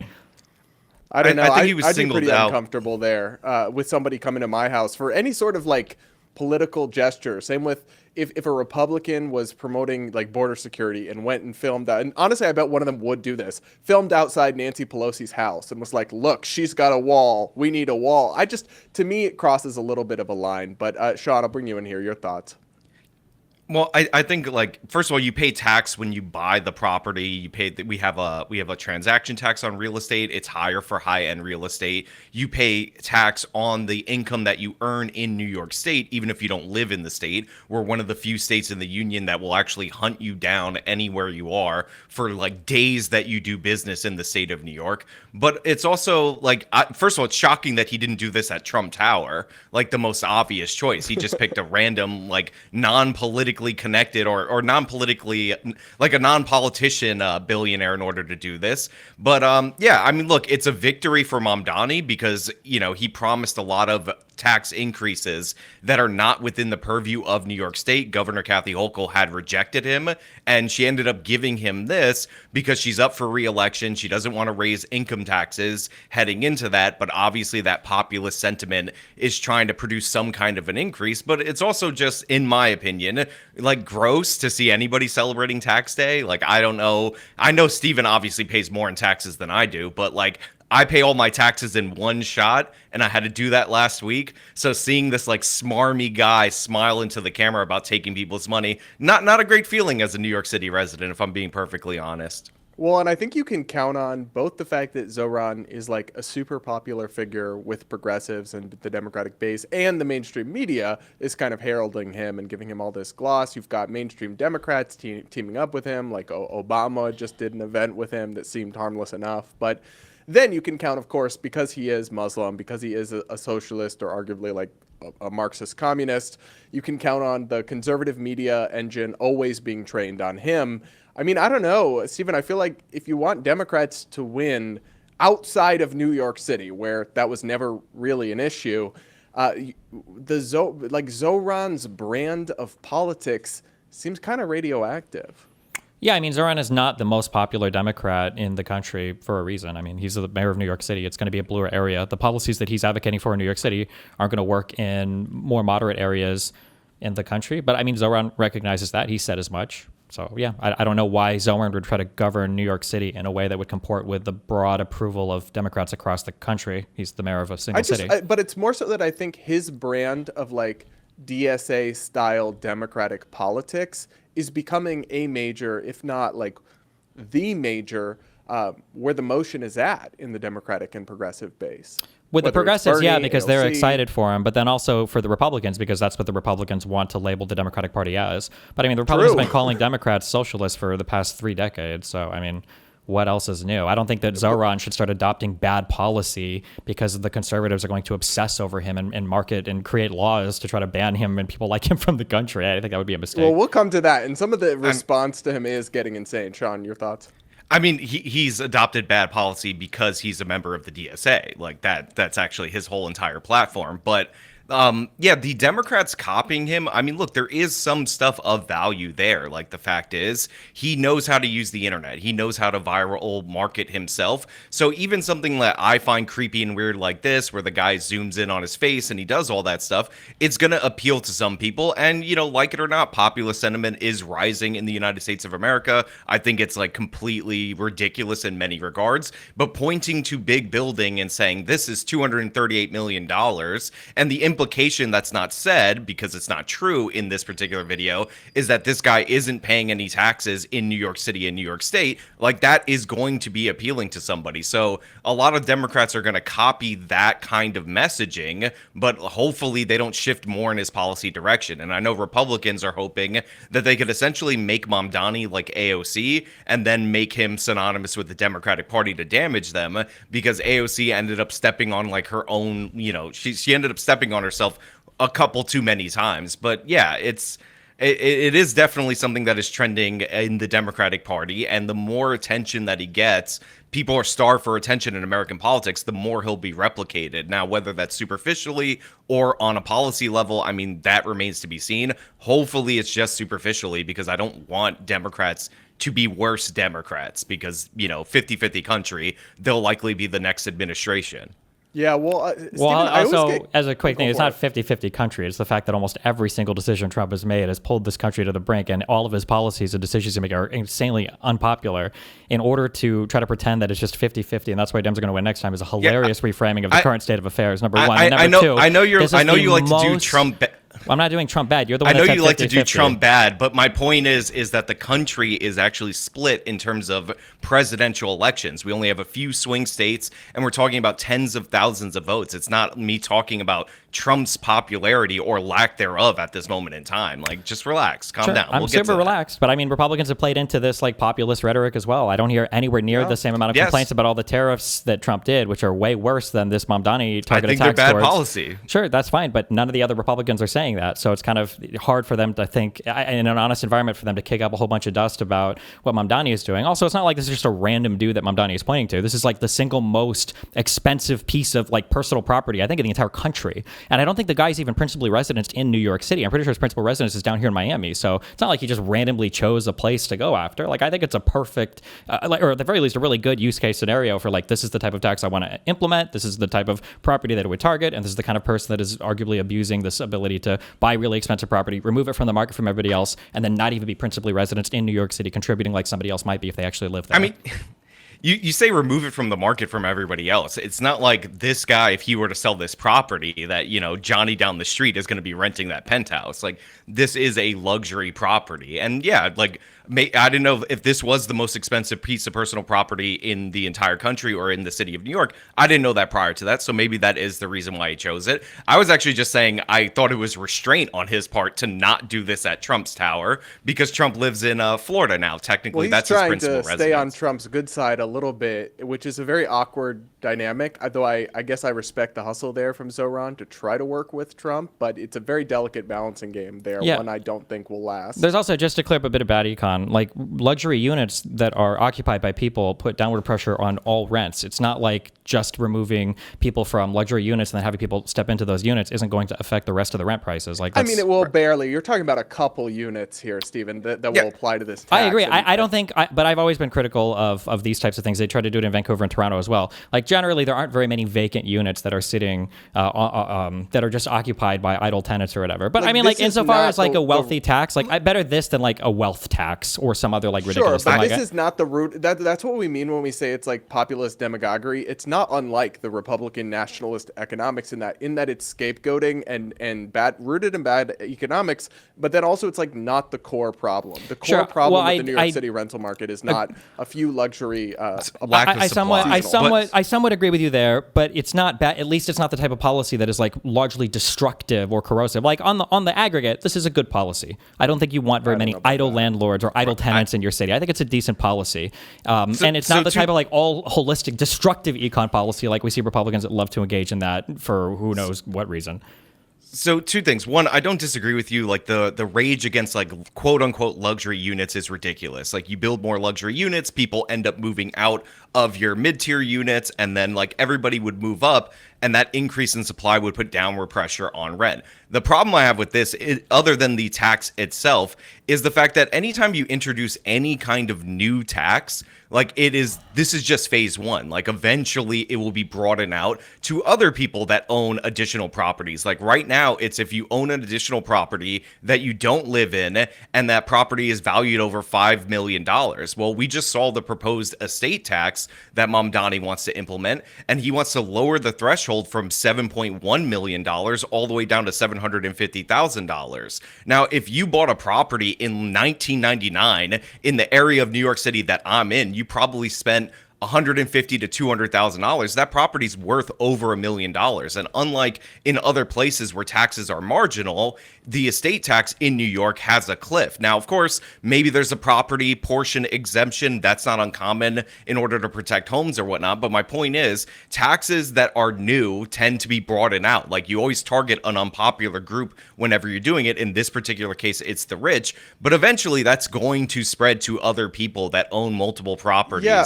And if you're trying to incentivize building more apartments and you're going to tax unoccupied dwellings that are owned by people who aren't living there, then eventually that will turn into yet another terrible housing policy in New York State, which is an undefeated run for the last 10 years. I just think that the problem in New York City is not lack of tax revenue funded by the wealthy, right? They already pay vast amounts, hugely disproportionate amounts of the income taxes and property taxes. And even this tax, he says it will raise $500 million. I highly doubt that. I think people will probably, it will probably raise significantly less revenue than expected, and that's not going to get him anywhere close to funding all the programs that he wants to fund or closing the multi-billion-dollar gap. I just worry it's part of this really rancid class warfare sentiment, tax the rich sentiment that's also divorced from empirical reality, or the fact that we already have a wildly progressive federal tax system that I do think is going to become the kind of forefront. You look at Bernie 2016 and how he had such a different message than Hillary Clinton, but now the Democratic message on economics is much closer to where he started. And I think it's going to keep moving that way. But I don't know, it just seems impervious to factual reality. I bet you the average Zoran supporter, if you ask them to guess what percentage of taxes are paid by the wealthy, or what's the tax rate on the wealthy, or you see Elizabeth Warren and her ilk always posting these claims about people paying $0 in taxes that are really very misleading and not true. I don't know, Stephen. I find this curious because whenever we talk about Zoran, you seem kind of you don't always support. You might distance yourself from some things, but you seem not particularly concerned. But what's interesting about that to me is that you speak out so vociferously against Hassan Piker and the Hassan Piker flank of American politics. And I agree with almost everything you say about that.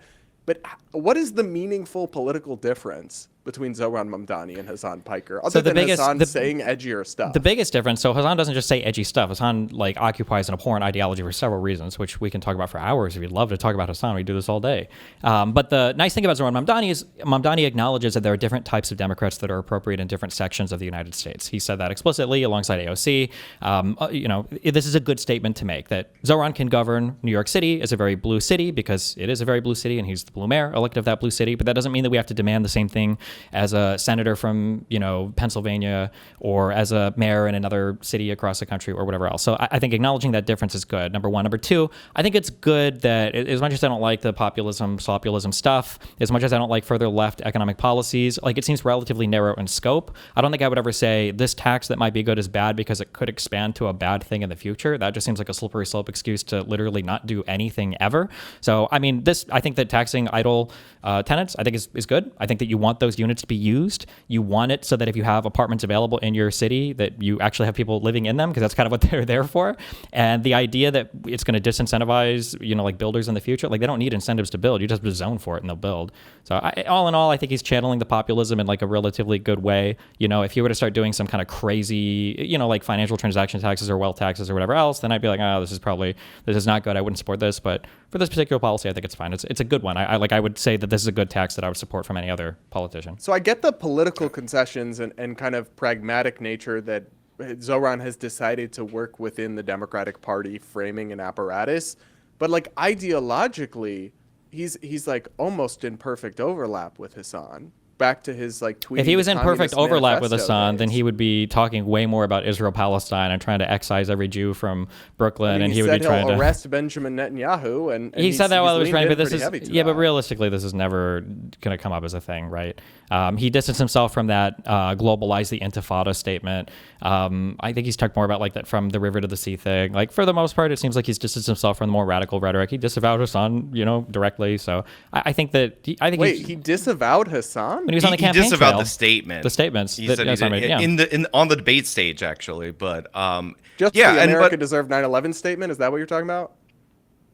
They brought up a couple of them, but that was among them. And maybe it was Andrew Cuomo who brought it up on the stage. But setting aside Cenk's nephew for just a second, this also doesn't address the budget deficit in the city of New York. Like Mamdani wants to raise spending by $14 billion over 2 years, and this is a state tax that will generate $500 million in state revenue, and then some of that will be allocated to New York City. And this just doesn't, like, the math doesn't math on this situation. Like, he's going to, like, the fact that he continuously wants to raise spending on all these programs, and this doesn't even get into his new programs, it's going to hurt the city. Like, so it's not like, oh, he's doing good policy. No, he's doing bad policy. Like, this is not good for the financial health of New York. I mean, we'll see, but I mean, like, he's cut the deficit so far from $12 billion last year, I think, to $6.7 billion or whatever this year. So I don't know. I mean, we'll see. I doubt this is the only program that he wants to do. Like, he's doing this one rent tax, and then that's it for the rest of the year. Nothing else is going to come from his mayorship.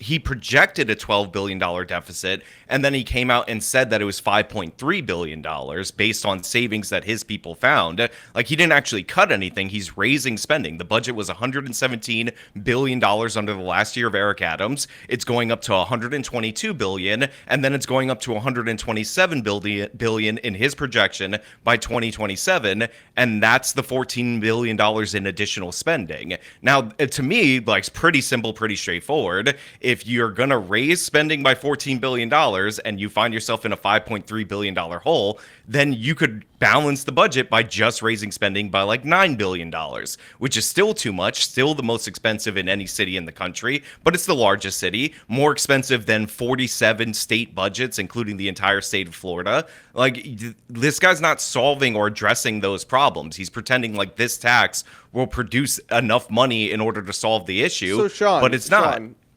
this is what I appreciate. This is why I appreciate your like commentary on Zoran. Is it's actually like rooted in the facts and reality. But when I look at the Republican discourse about Zoran Mamdani, what I see is like these members of Congress. You've got like Tommy Tuberville, the Alabama senator, like painting him as if it's like the 9/11 hijackers have taken control of New York City. You've got these people, a Republican member, Andy Ogles, calling him Little Muhammad. And these people simultaneously arguing he's woke and like far left on social issues, which is actually kind of true, and that he's like a secret jihadist Islamist. Why have the Republicans been so, like, broadly speaking, mostly about the politicians here, like incapable of critiquing Zoran substantively without just like, I don't like the word Islamophobia, but I don't know what else to call some of this, just like bigotry? I mean, I guess it's like a shortcut for them to be like, he's a foreigner, he's bad. And again, it's not all unearned. I mean, he is an American, a naturalized citizen, which will be important. Well, I mean, he quite literally is a foreigner, though. He got naturalized in 2018. So I'm saying it's a shorthand for that. Like, that's what they're trying to say. But yeah, I mean, he doesn't help himself in this regard. I mean, a counter protests to him happen outside of the mayor's mansion, and 2 Islamic extremists threw a homemade explosive device that thankfully didn't detonate. And his first post about it named the guy that was protesting him. Now, I'm not a fan of Jake Lang, but like bringing a roast pig to the mayor's mansion when he's not home is kind of orders of magnitude significantly less bad than trying to murder somebody who brought a roast pig to the mayor's mansion for insensitive protest. So like he constantly ends up getting into this because like he is soft on the issue of Islamic extremism. Well, hold on, wait. I just want to be clear, right?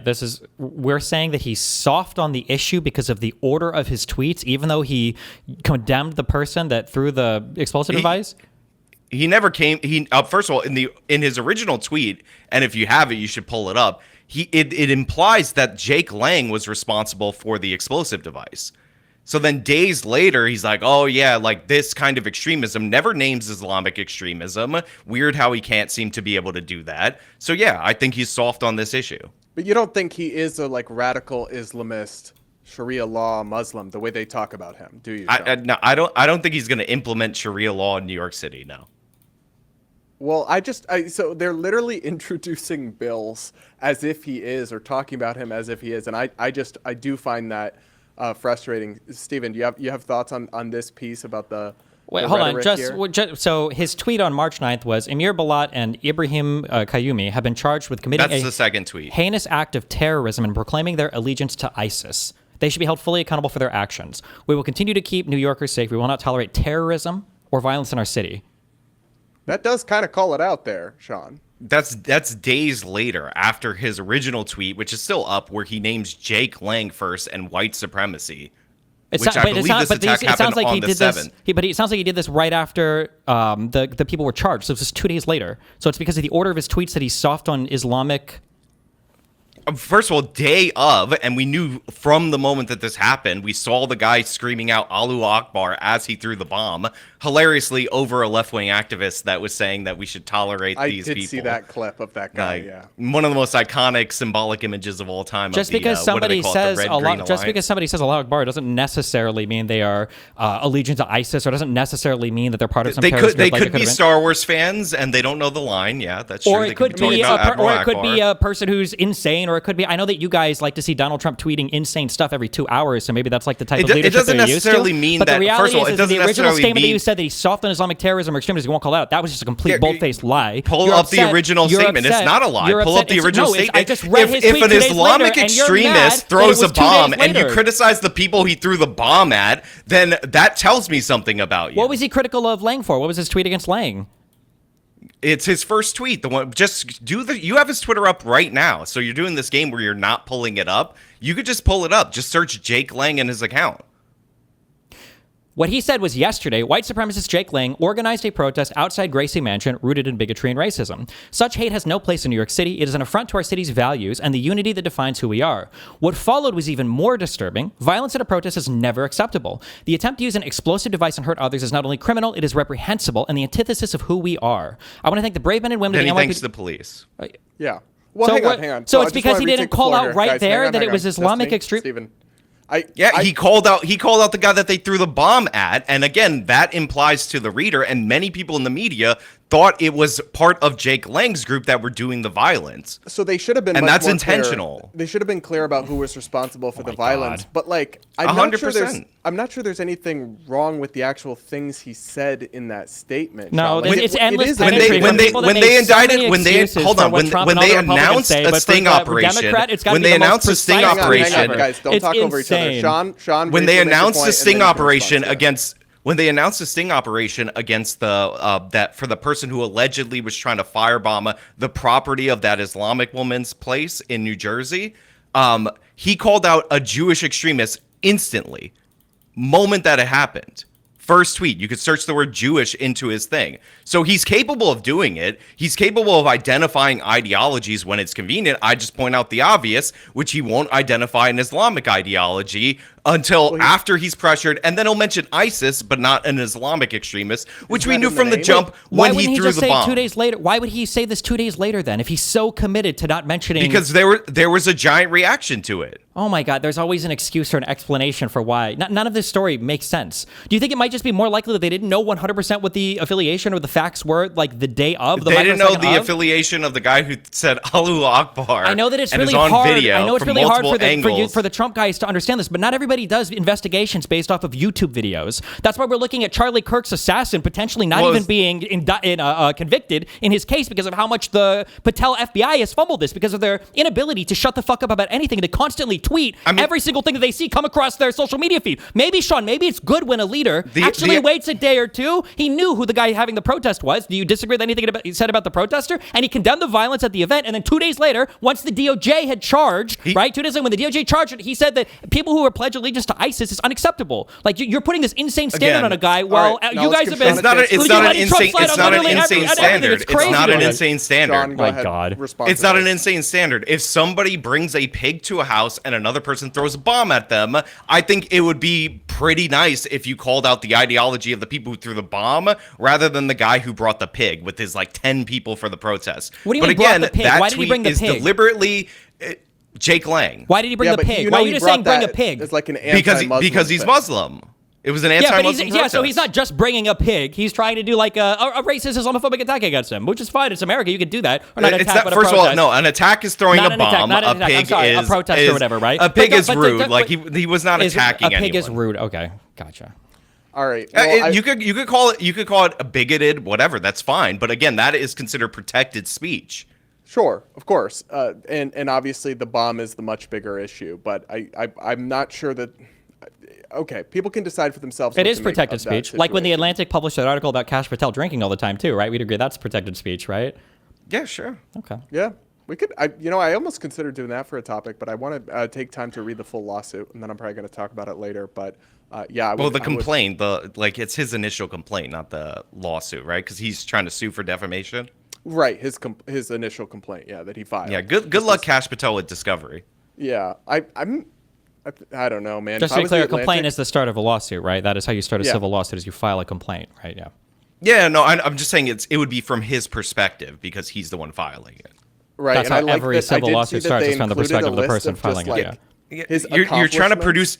You're trying to produce an argument for no reason. I'm just saying you're going to read the complaint, what Kash Patel is alleging, but oftentimes initial I'm only complaints. correcting you because you corrected him when he said lawsuit. You've been sued quite a few times. I mean, you've had some legal trouble. You would understand this. Yes, but you corrected him when he said lawsuit. You said, well, just a complaint. It's the start of a lawsuit. Because it's from his perspective is what I'm trying to just emphasize. I don't think there's a disagreement here. So let's just move on to the next subject. Steven wants to nitpick and start a fight for no reason. Because you nitpicked him. You started a fight. You said it's not a lawsuit. It's a complaint. Steven, I'm not upset about it. I was just saying it's his perspective. It's totally okay. So we'll keep it moving here. Here's the headline from Mediaite.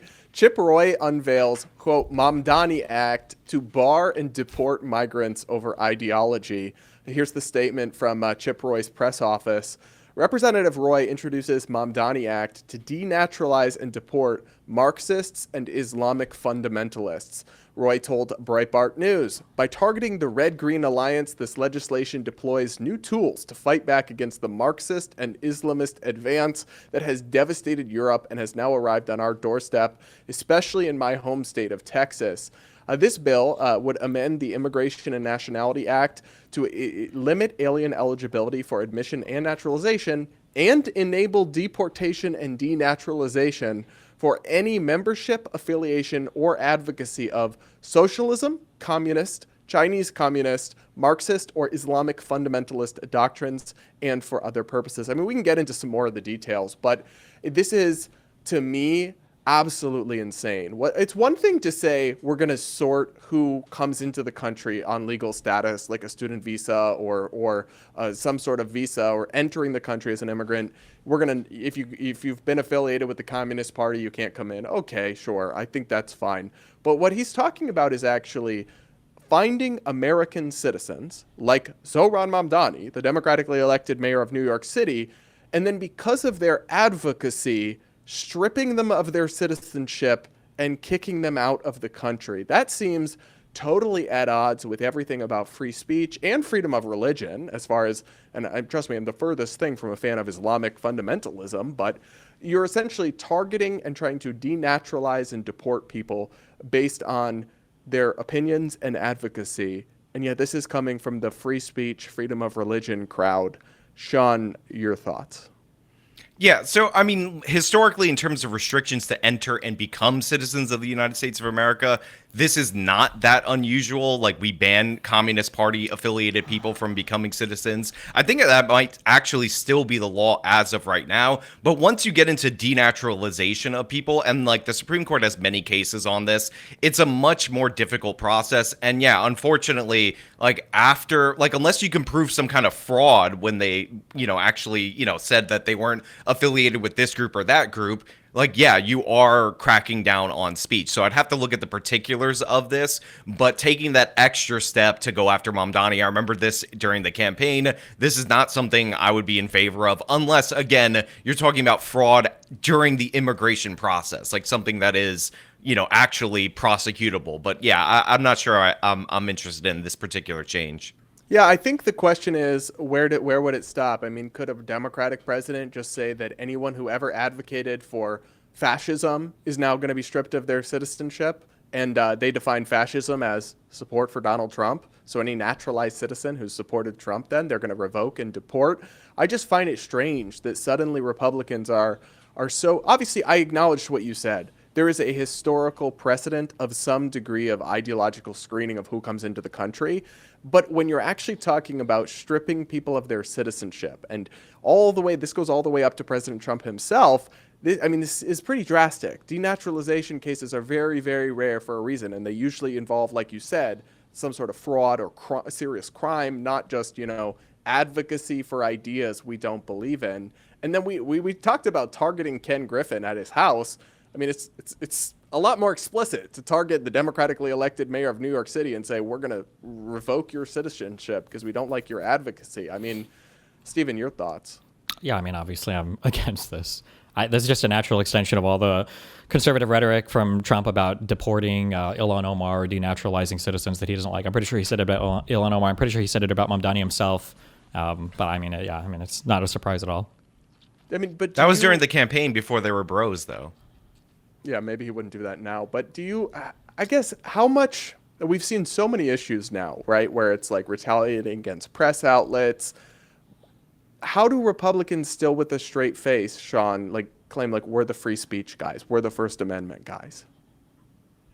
I mean, a bunch of them didn't mean it. They just thought it was advantageous. And you see this a lot from people that were outside of power. I mean, I hate to bring up Cenk's nephew again, but he did this recently where he was they're trying to deplatform me at Yale or whatever university he was speaking at. This guy is a blatant advocate for deplatforming people at universities and violence against them when they go and speak. So when they go and speak there, so there's a lot of people that are fair weather free speech advocates. And I think Chip Roy, I don't know him obviously. I think he thinks he's doing something that he isn't doing, which is restrictions on entry, which I'm fine with.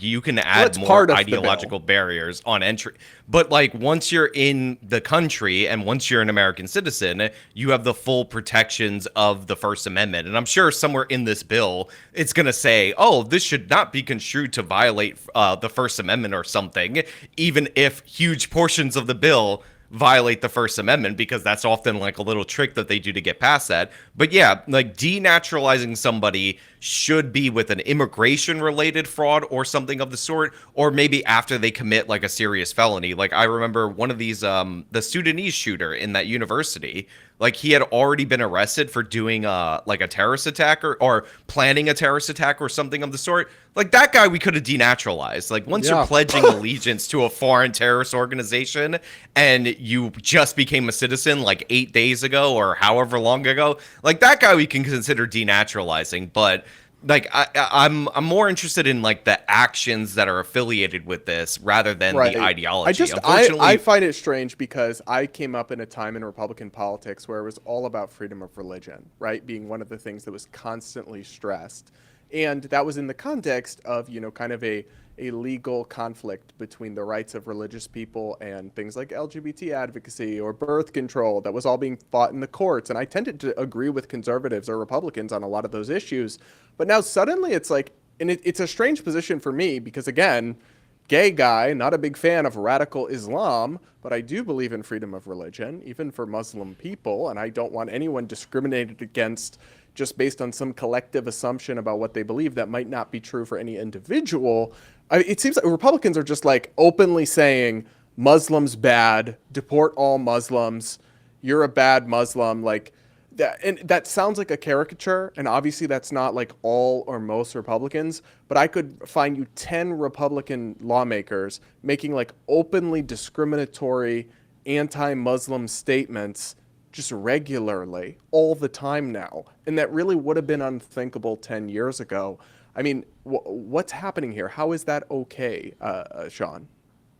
Well, first of all, we want the bad Muslims in the United States of America. Like, not the evil ones, but the bad ones. The ones that don't really care about their religion. They are welcome in here. It's the good Muslims, the super serious ones. That's like Zoran, and they still hate Zoran. It's the super serious ones that we're a little worried about. The ones that take it a little too seriously. But yeah, I mean, look, obviously there is like it's almost like a pushback against like how every time you hear about an Islamic terrorist attack, the trending thing is Islamophobia. So now people are like proactively going after Islam, which by the way, in a certain degree is a good thing. Like there is a component of Islam that is really horrible, and importing those values into the United States of America is not good. And it's something that we should avoid doing. But like, you know, it is technically a faith. So crossing that line and to the point where you're just like not trying to allow people's religious beliefs is like, you know, it's I don't know exactly how to phrase it, but yeah, you don't want to cross that threshold. And I mean, you have to pull up the specific quotes, but I'm certain I've seen some of these same ones that have like crossed the line into attacking a religion rather than, you know, attacking an ideology that's often associated with the religion. Yeah. Stephen, your thoughts? I don't. I mean, there are bad aspects to every religion. The idea that it's good to be a bad Muslim, but for some reason Christians are, I guess, good if you're just like purely Christian. This is just like the most thoughtless religious critique I've probably ever heard in my life, but it's not really that surprising coming from somebody that would support Donald Trump.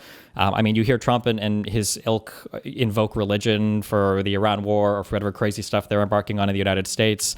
I mean, people can weaponize religious stuff for good stuff. They can weaponize it for bad stuff. The idea that we want bad Muslims who aren't strict tenets to their faith, you know, while you've got the president worshiping Jesus and praying to God as he's bombing other countries without the consent of Congress is, I just think, insanely wild to me. Well, I don't think the president is particularly religious. And yeah, this, oh, yeah, we have bad Christians in the United States of America. They're not doing terrorist attacks at nearly the per capita rates as Muslims are in this country. Like that's fine, but everybody sees that the terrorist attacks that Muslims do are bad, whereas the president of the United States is seeking to remove the convictions for the seditious conspiracy people who were attempting to perform a coup to keep him in office. So I mean, like the two sides are not equal here. You can point to people like Hassan all you want. Hassan's not an elected official; he's not in office. The fact that that's your counterpoint to elected officials who are trying to propose laws to ban certain religions from our country is just absolutely insane to me. We've got pardons for so many corrupt criminals. You wouldn't defend 90% of these. You would try to make excuses for it or just say you don't defend every single action that Trump does. So it's just a wild comparison to me. Yeah, I mean, I'm a different person from Trump, but what you're doing right now is deflecting to January 6th in order to avoid talking about the problem of Islamic extremism, because my point about the per capita rates of terrorism is something that you can't address. So yeah, there is a unique problem with Islam. It's something that we have to examine, but I'm still not in favor of denaturalizing Islamic terrorist people. Attacks in the United States since 9/11. So Cato. Oh, since 9/11, so when we cut out the big outlier one, but Cato recently put out, like they put this out all the time, where they're like, oh, excluding 9/11 since 1975, it's like right-wing extremists are responsible for like 60% of the attacks, and it's like Muslims are responsible for like 22 to 24% of the attacks. I forget the exact number. They put this out all the time, but Muslims are 1% of the population. Like, so what that's percentage 1%. of Muslims are committing terrorist attacks, though? Well, it sounds like it's a smaller percentage than that. It's what probably percentage of any sure, group but I mean, like if we're talking murder, about like 5 to 10 terrorist attacks over the course of a couple decades? Is this what we're really going to structure our immigration policy on? Number one. And number two, the last I checked, nobody defends Muslim terrorist attacks in the United States. Everybody defends the types of terrorist attacks that MAGA is committing on the United States. They do defend them. They Which deflect from them. That's why Islamophobia. Which lawmakers defend them? Give me an Islamophobia is example. always trending after the fact. Give me an example of a lawmaker that's defended an Islamic terrorist attack in the past 20 years in the United States. That's why Islamophobia is always trending after the fact. You they have no deflect examples. from them. You have like, no they're not examples. going to directly You have say, no yeah, examples. they killed these Meanwhile, individuals. Donald Trump can't even acknowledge that Minnesota lawmakers were murdered by a MAGA person, or the fact that a lot of the rhetoric around Charlie Kirk might have led to that the guy who drove his USA flag-adorned truck into a Mormon church to start killing people, or the fact that every single person that commits a crime on behalf of Donald Trump somehow winds up with a pardon, or the fact that he's planning to pre-pardon the entire cabinet. He said anybody that's come within 200 feet of the Oval Office. And here you are saying, well, some people make Islamophobic claims. You have no answer to Democratic lawmakers that defend Islamic terrorist attacks because they don't exist. And even Zoran Mamdani, the guy you brought up earlier, literally condemned it 2 days after. Yeah, he called out the ideology of the victim, and that tweet implied that Jake Lang was somehow responsible for the attack. That was on him. And for you guys to speak in terms of implications, it absolutely did. Absolutely, it absolutely did. Guys, let's not relitigate the Zoran tweet. I think it's a fair point to say that Republicans have made excuses for certain forms of violence or openly pardoning. And they shouldn't do that. I listen, I agree, but it's where we're at. So, and again, like the right wing, the right wing attacks that Stephen is referring to, mostly January 6th, triggered like the largest FBI investigation in the nation's history. They hunted down people, even the ones that were just trespassing. And by the way, people absolutely did violence, and they should not have been pardoned or commuted. The ones that actually attacked police officers, which or Trump did unfortunately. Yeah, which he did, but they should not have been pardoned or commuted. But like, this led to the largest manhunt in like the history of the FBI. When Antifa rioters rioted for hundreds of days during the Black Lives Matter riots, if you go look at the books, those people got settlements from all these major metropolitan areas. No, so they got there were paid. 10 to 15,000 arrests and everything. Not every single one got settlements from police departments. That's an outlandish claim. A bunch of these groups got settlements. The city of Chicago, I just covered it, paid out $12 million in settlements to these groups. That's fine, but one, that's not a federal. That's the city of Chicago. It's not the FBI. It's not a federal thing. Number two, my guess is just like with the J6 defendants, when you look at the details of literally any of these cases, you guys are completely off on the details almost every single time. You're missing a huge part that would dramatically change how people would view the actual thing itself. And then number three, the FBI, you talk about how it was the largest investigation of all time. It was also the largest undoing of an investigation of all time. You had Kash Patel running in and firing every single federal employee that had been involved in any kind of investigation related to Donald Trump, even the Mar-a-Lago stuff. You had a mass pardon for everybody involved. You have pardons now for people that were convicted of seditious conspiracy for the same guy they were seditiously conspiring themselves for. And you had a payout for Ashley Babbitt when she was killed for trying to break through a window to go and seize congressmen in the Capitol during an insurrection. So the idea that it was the largest FBI investigation of all time, when you had Donald Trump literally celebrating Mueller's death, a couple weeks ago, is insane to me. It's not even remotely close to the same on both sides on this. So yeah, the reaction federally was much more extreme to January 6th. But is that not valid to have a pretty strong federal reaction to? I'm just pointing out the standard. Like, if you want to investigate and hunt down these people that did violence, like, I don't think they should have been pardoned. I don't excuse them. So, but like, yeah, the idea that there wasn't a massive federal response to that is just not true. Nobody said there wasn't a massive federal response. I think we all agree there was a strong federal response. But it was a strong federal attack. It was a strong attack on federal property. Antifa was not rioting against just federal buildings or a singular federal building. The J6 thing was they do attack a lot of federal buildings. Sure, actually. They do, and in those cases, they should be charged the White House and arrested in May for of that year. Sure. The federal courthouse in Portland yeah, for like 100 days straight. You guys love to go to those things while making excuses for all the J6 people. It was only trespassing. I'm not making an excuse. You're talking to somebody who's not here. I'm not making an excuse for them. I'm saying they should not have been pardoned. Yeah, let me just check a couple quick. Did you say only trespassing? You said they were only trespassing, right? I said. You said they were only trespassing. Brad, did you hear him say they were only trespassing? Sean seems to have I didn't say they were only trespassing. I was differentiating. I was differentiating the people who were trespassing and didn't commit serious crimes versus the ones who did any act of violence. Second, you could rewind the tape. Yeah, is trespassing a crime? Yeah, it is a crime. Oh, okay, cool. So then they probably should have been investigated and arrested if it was easy to find them. I agree. I mean, again, but the scale of trespassing to like the actual violence and the people who should have been prosecuted is completely different. What do you mean the scale up? What is a comparable attack on federal property? The scale of trespassing to violent crimes? Like, what do you mean? One is like one of the lowest level misdemeanors or violations, and a violent crime is a violent crime, but usually classified as a felony. Isn't that going to be the same in probably every single rioting event? Do you think the majority of rioters are also committing violent crime, or do you think the majority of them are also like breaking and entering or trespassing?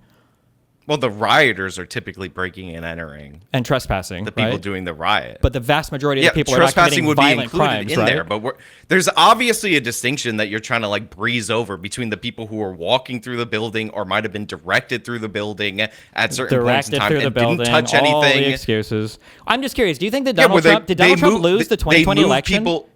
He lost the 2020 election. Biden was president for 4 years. What are you talking about? Yeah. So, there were people that were definitely directed, didn't touch anything, and they moved through the building, and then they left. The people that were directed were people that had already trespassed, that were being directed into other areas for police control. They weren't led into the building. They weren't guided in. Move us along I'm not. First of all, I'm not.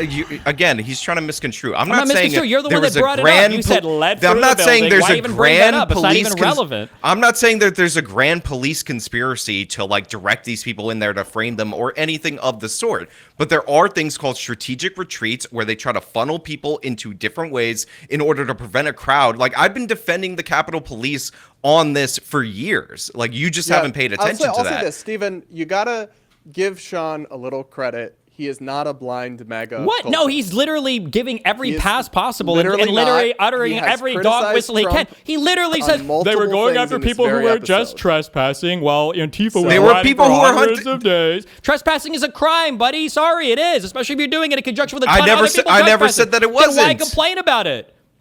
All right, Because we're going to move along, guys. right. Guys, we're going to move along to the final topic here while we have time, which I'm sure you guys will totally agree on and won't be contentious at all. The latest on the political fallout from the ongoing Iran war. That's not a war, but it's also a war that we've been fighting for 47 years.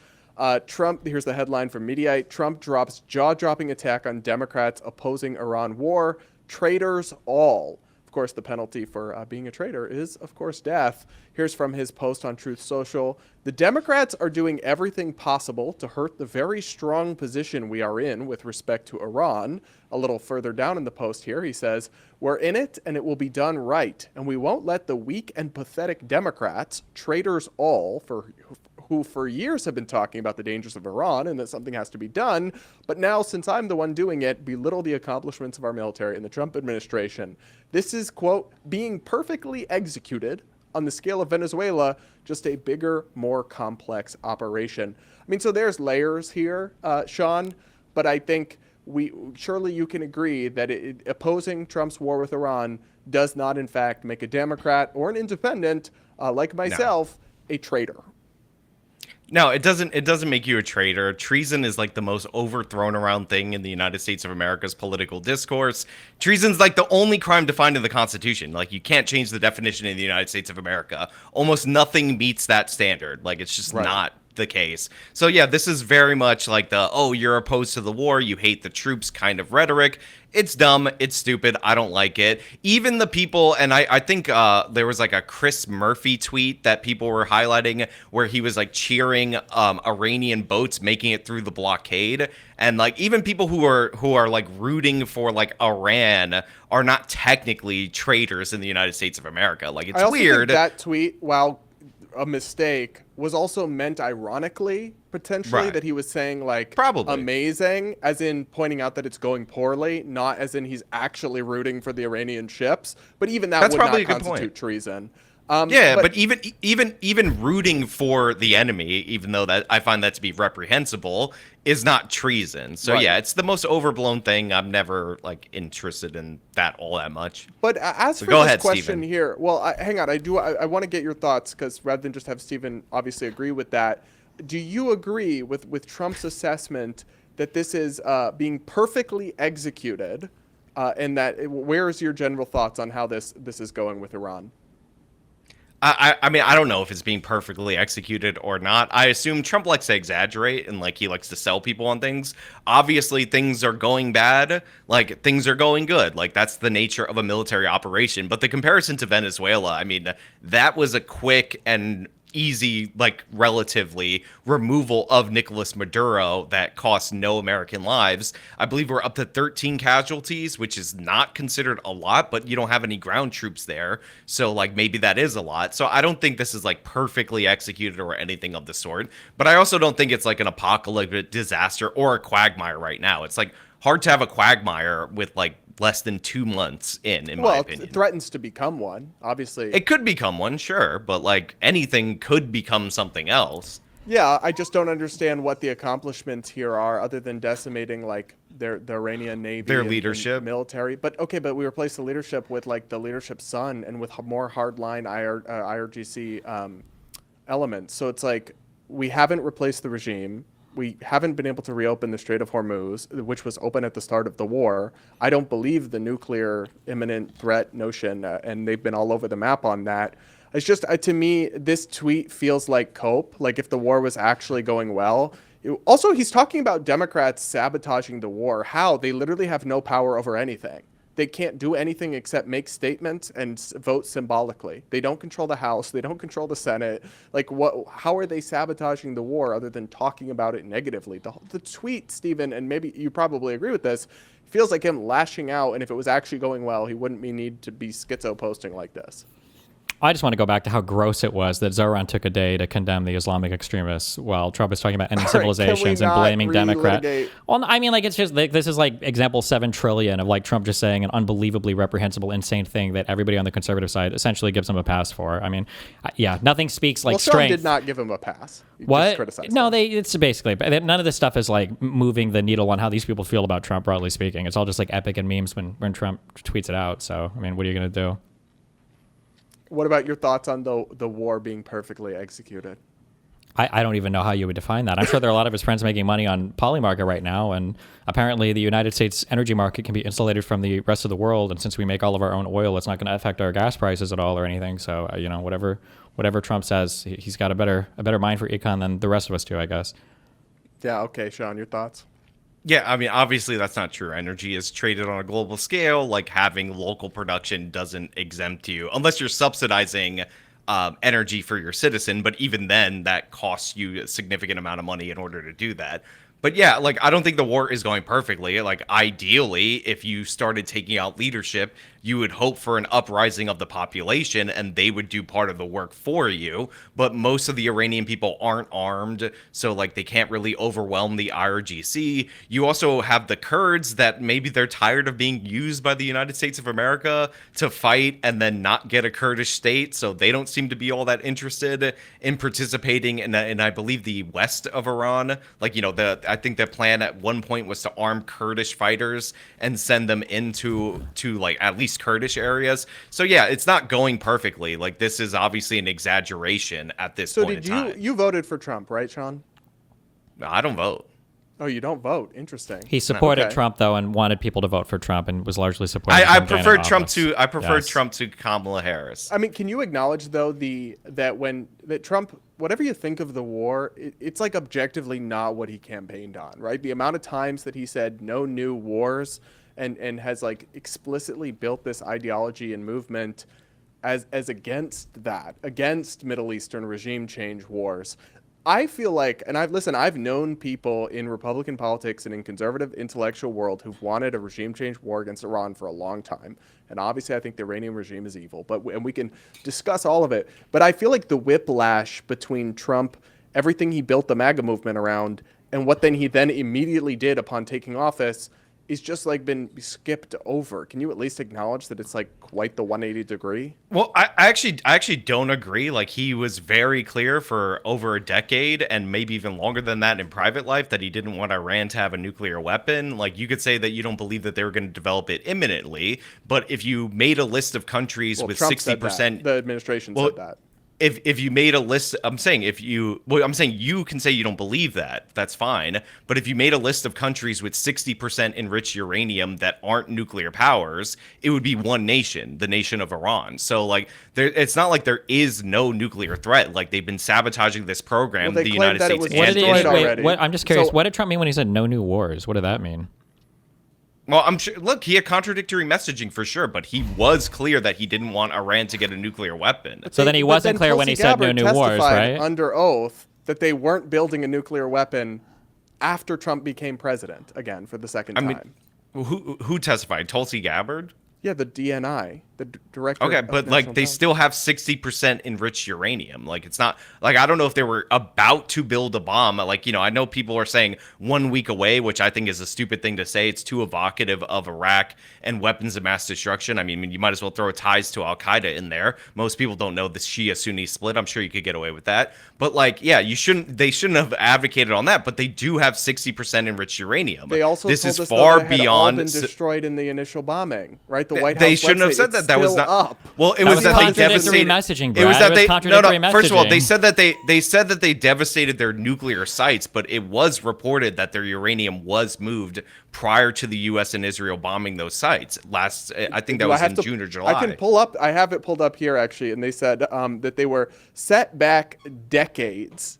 And this was, let me see if the date is on this, June 25th, 2025. And then, you know, less than a year later, he's launching a war about a supposed imminent threat. So either the first time he was blatant, like lying or somehow wrong, which is, you know, a massive catastrophe for the administration, or it's not actually an imminent nuclear threat that would justify some kind of launching a war. Like, again, so first of all, him lying about the scale of the attack and its success last year, 100% very likely to happen. But also it's not that I don't think they were a week away from a nuclear bomb or anything of the sort. But the point is, they do have 60% enriched uranium.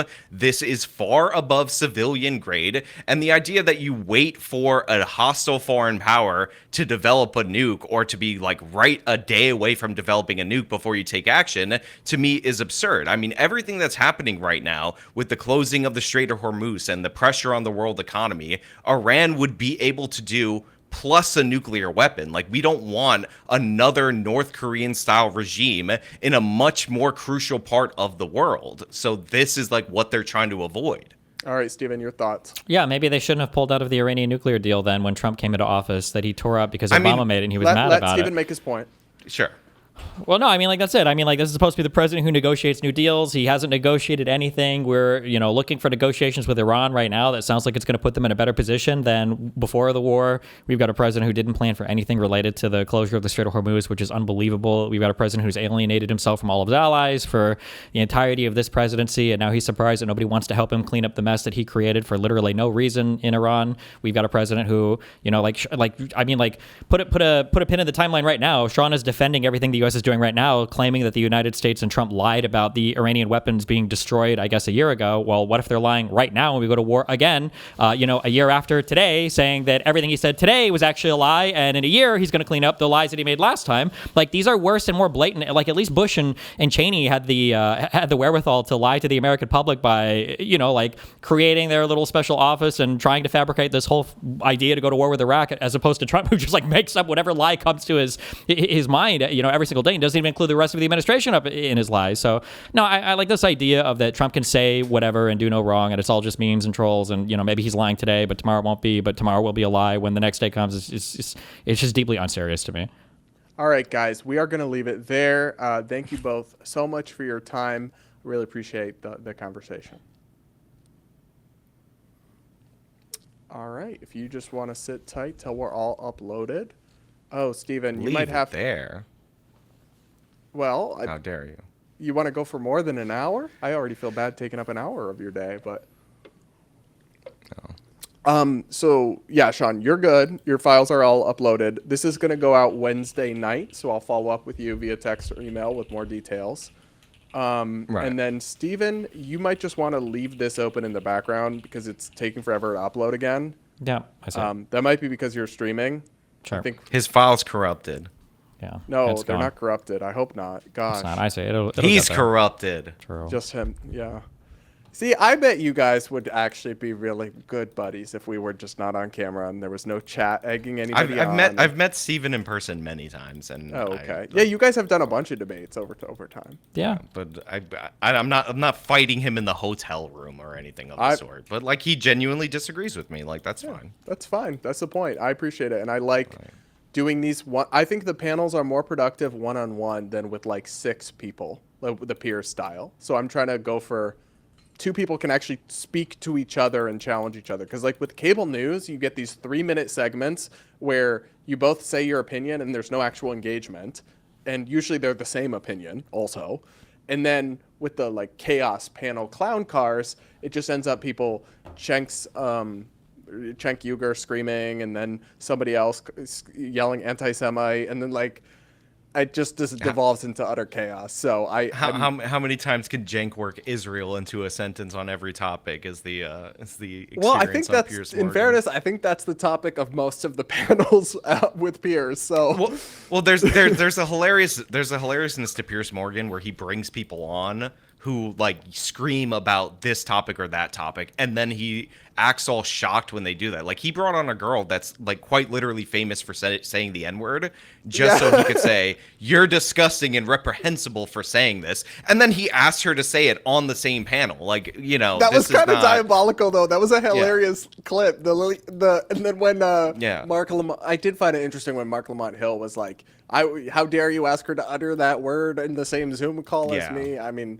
but no, I agree. Mark Lamont Hill kind of made that clip like that went in a sideways direction for an entertaining clip that I wasn't expecting. So I guess maybe bad example. That's the thing. Like, I can critique the Pierce thing, but do I watch almost every episode? Yeah, I do. That's the model, right? I don't watch almost every episode, but yeah, obviously his numbers. Like, it works. Like, what he's doing works. It's not that but it is funny to watch him morally, like, he's done this 800 times. He'll morally grandstand about the guests that he brings on when he brought them on to do that thing. Like, if Cenk didn't scream about Israel and yell at people, like, he would be boring and he wouldn't bring him on. Like, that's the entire point. All right, guys. We can talk again soon. I'm gonna hop off. Steven, if you just want to leave this open in the background until it's fully uploaded.